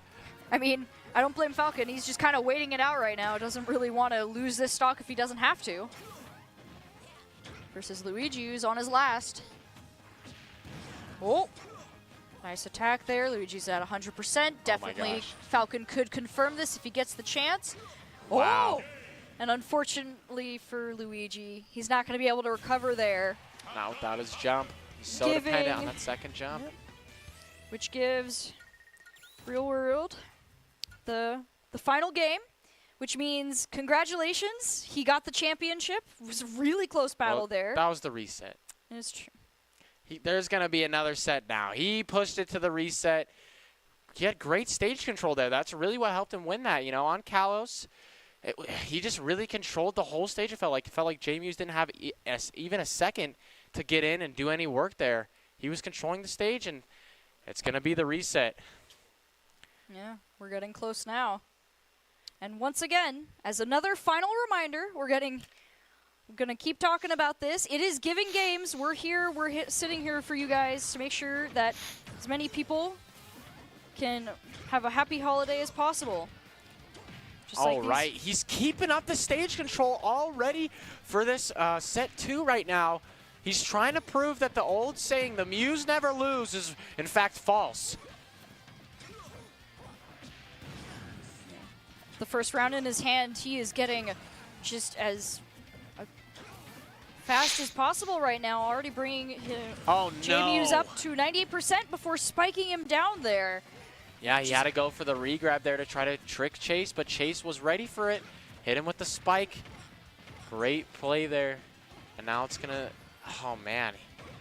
It's looking really hard for J-Muse right now. It feels like Relward really just tapped into something here. He's being patient, knows when to move in. He's controlling the stage.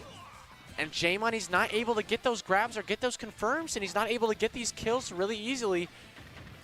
It's looking like Relward might have turned the tides of this whole set, and he's looking to be the Giving Games champion here. Ooh. Not with DI like that, nice though. Smack into the screen there, as J-Muse does not just want to go down easy right here. Going to keep up the pressure as much as he possibly can. Captain Falcon trying to go for the spike, doesn't quite get it. Oh my gosh.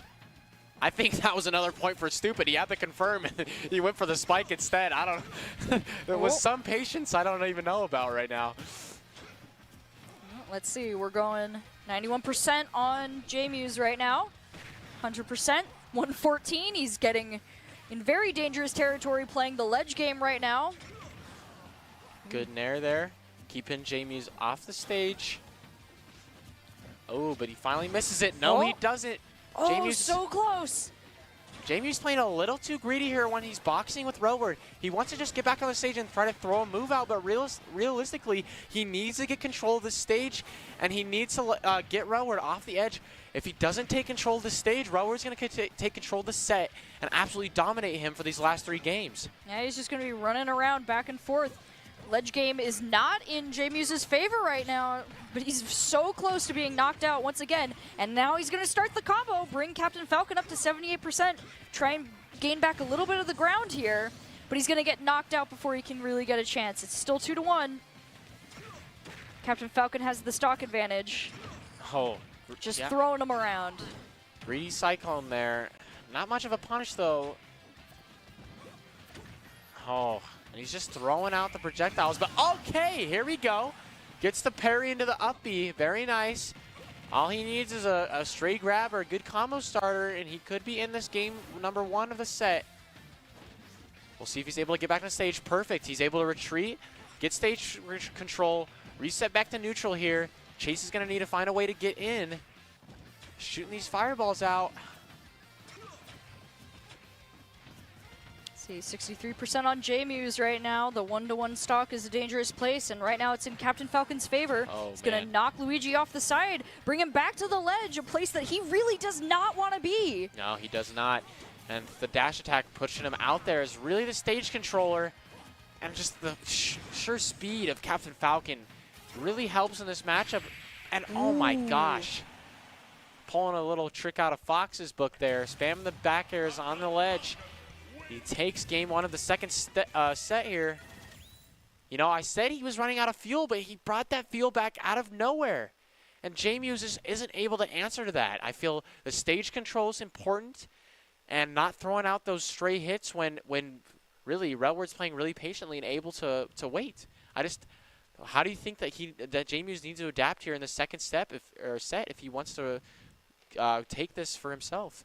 I really think that one of the biggest problems he had in this last game here was just the fact that he got stuck at the ledge. That ledge was not the right spot for him. He just kept getting knocked off the side. He was stuck on the ledge, and Captain Falcon was just like capitalizing on it. So if he doesn't want that to continue to be the problem, stay near to the middle of the stage until you can get that kill confirmed. Yep, that's exactly it. He needs to play as many neutral interactions as he can and just not let that dash attack come in and blow him up and get him in a disadvantaged state that he can't get back from. And we got some delicious Persona music coming out, probably hand-picked from JMuse.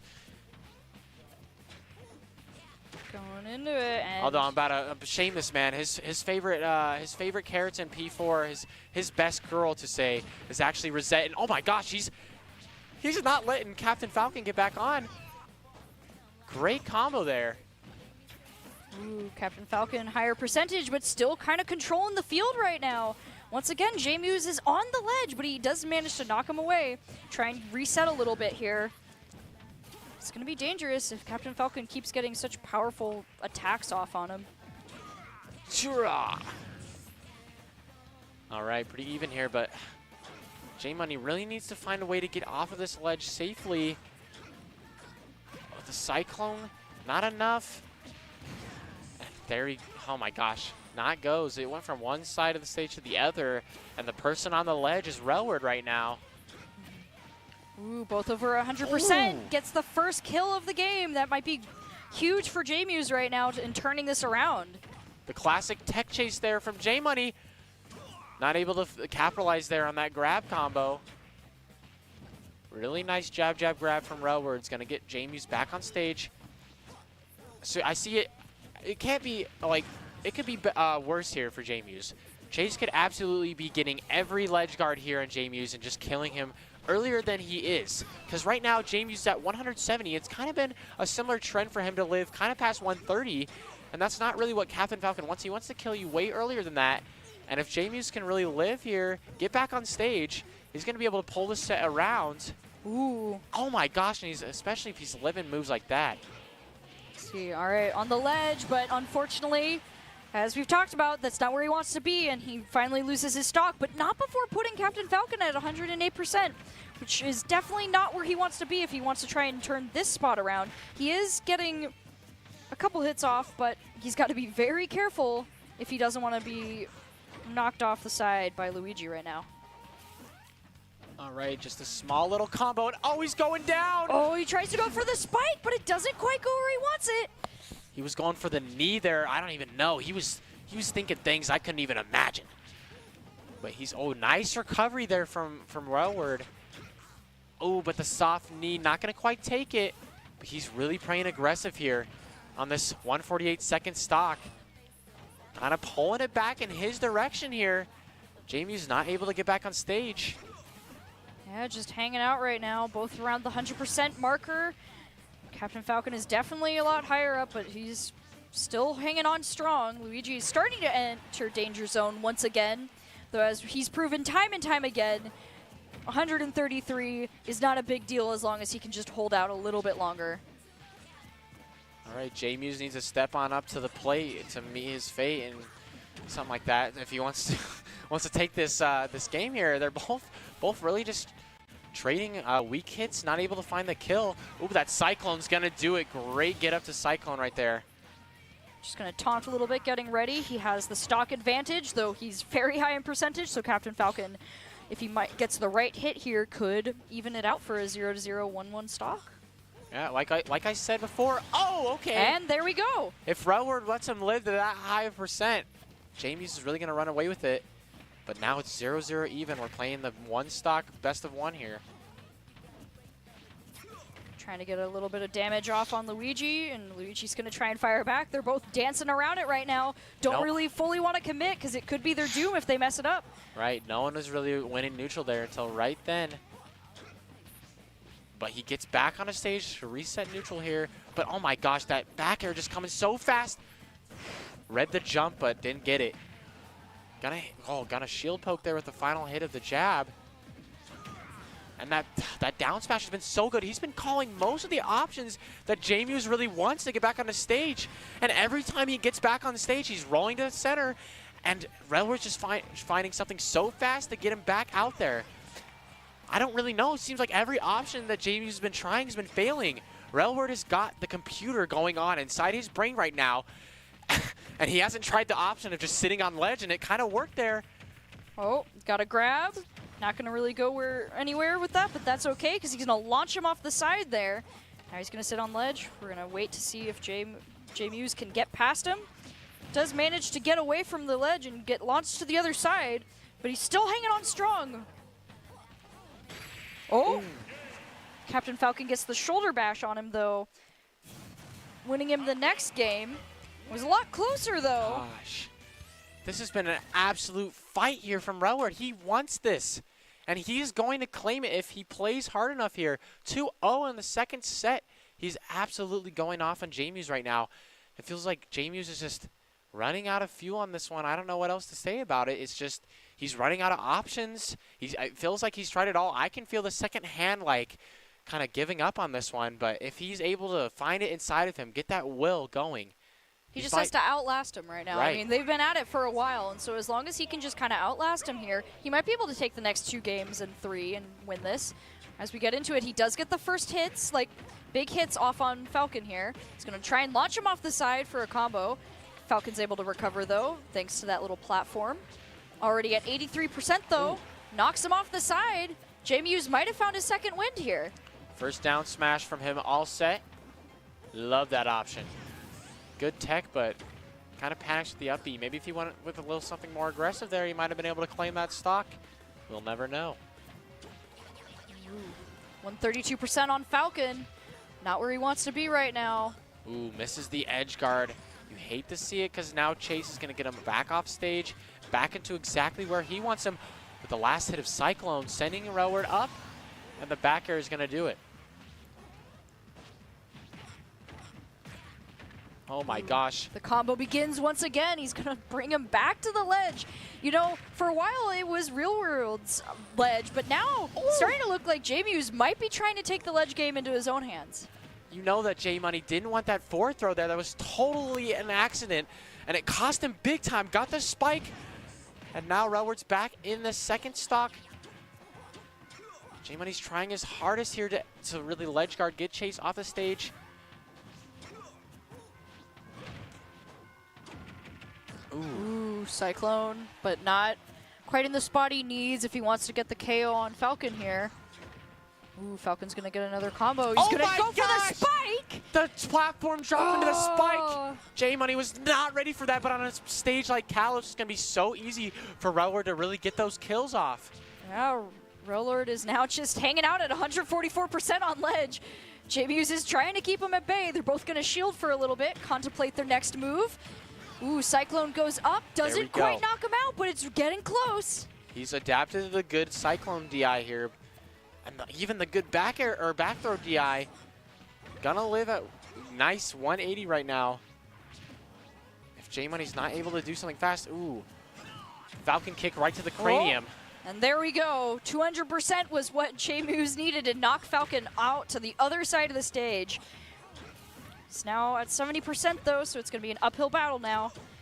Captain Falcon is getting starts to get the combo started again. Okay, yeah, Watch he out. read the shield there, try to go for something interesting. A little more safe there from just letting the up B rip. He knows it hasn't worked all set. Great adaptation there. We'll see if he's going to be able to take this game, or is it going to be the end here? No! J-Money's going to get that up B and take it to game 4. He is not done yet. As we've been talking about, as we've suggested, second win coming in here. J-Muse is not about to let this go that easy. He's going to make him go all the way to the end if possible. He is not going to be giving the games to Relward. He is going to be the giving games champ. That's what he wants to see here. The Muse never lose. And it's all for charity, too, for the Yes. Idaho Food Bank to be able to help support all of those people in need for the holiday season. I think it's such a great way to end this off, you know, of our Super Smash Bros. Ultimate stuff and lead into our Call of Duty throughout the rest of the week.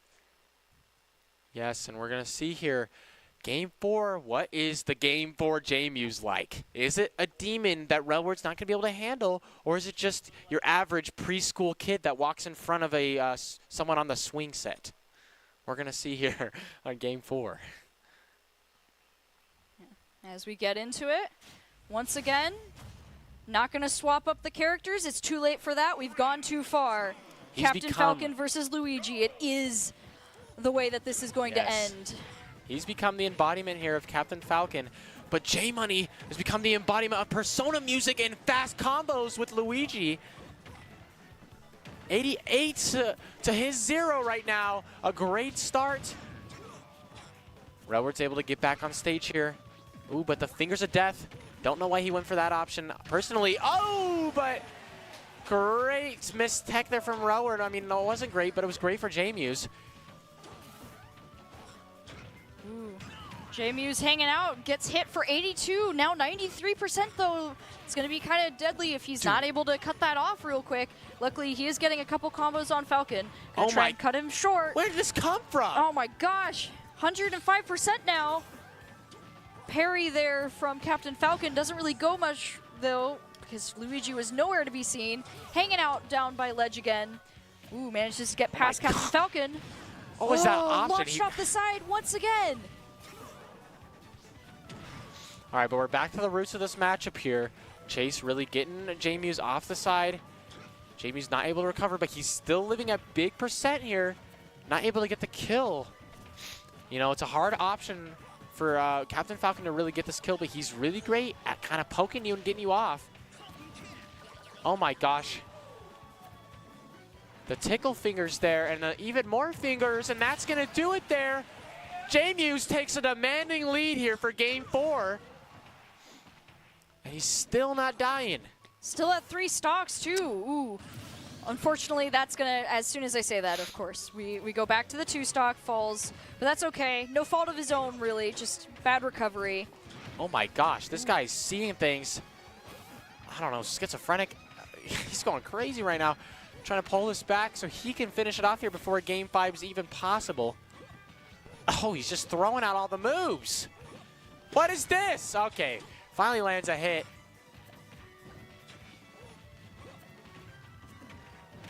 Interesting mix-up there. He just wanted to run off and spike him, but the fireballs are saying no, no, no. Oh! Ooh. The fireballs didn't 1-1. protect him that time. All right, 1-1 now. Captain Falcon is starting at the disadvantage with 80%. Now 95 being knocked off the side, but he's not going to give Oh my up as gosh. much as he can. Yep. Luigi doesn't care though, knocks him off the side, bringing it 2-2 for our final match. Because why wouldn't we go all the way to 5 Yes. games for our final grand tournament set here? Push it all the way. Once J-Muse hits that forward air off stage, you know that he's also going to hit that back air. Captain Falcon's recovery, so linear, there's not really a lot he can do to avoid that. You know, that disjoint, well, I mean, it's not a disjoint, but invulnerable back air, I think. I don't even know what I'm talking about. It's just a There's great too much move. going on. Yeah. We've seen so much. It's just back and forth, back and forth. We're now back to just like final match here for our second set. It's been really intense. Really looked like it was going to go away. Captain Falcon was going to run away from it, but as we kept saying, J-Muse? No.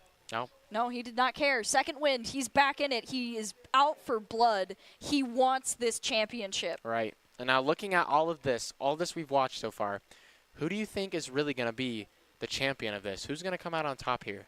I think at this point, it's going to be really hard to tell. We've just gone back and forth so many times. There's been so many unexpected twists, and it's so hard to guess. I don't even want to. I'm afraid at this point.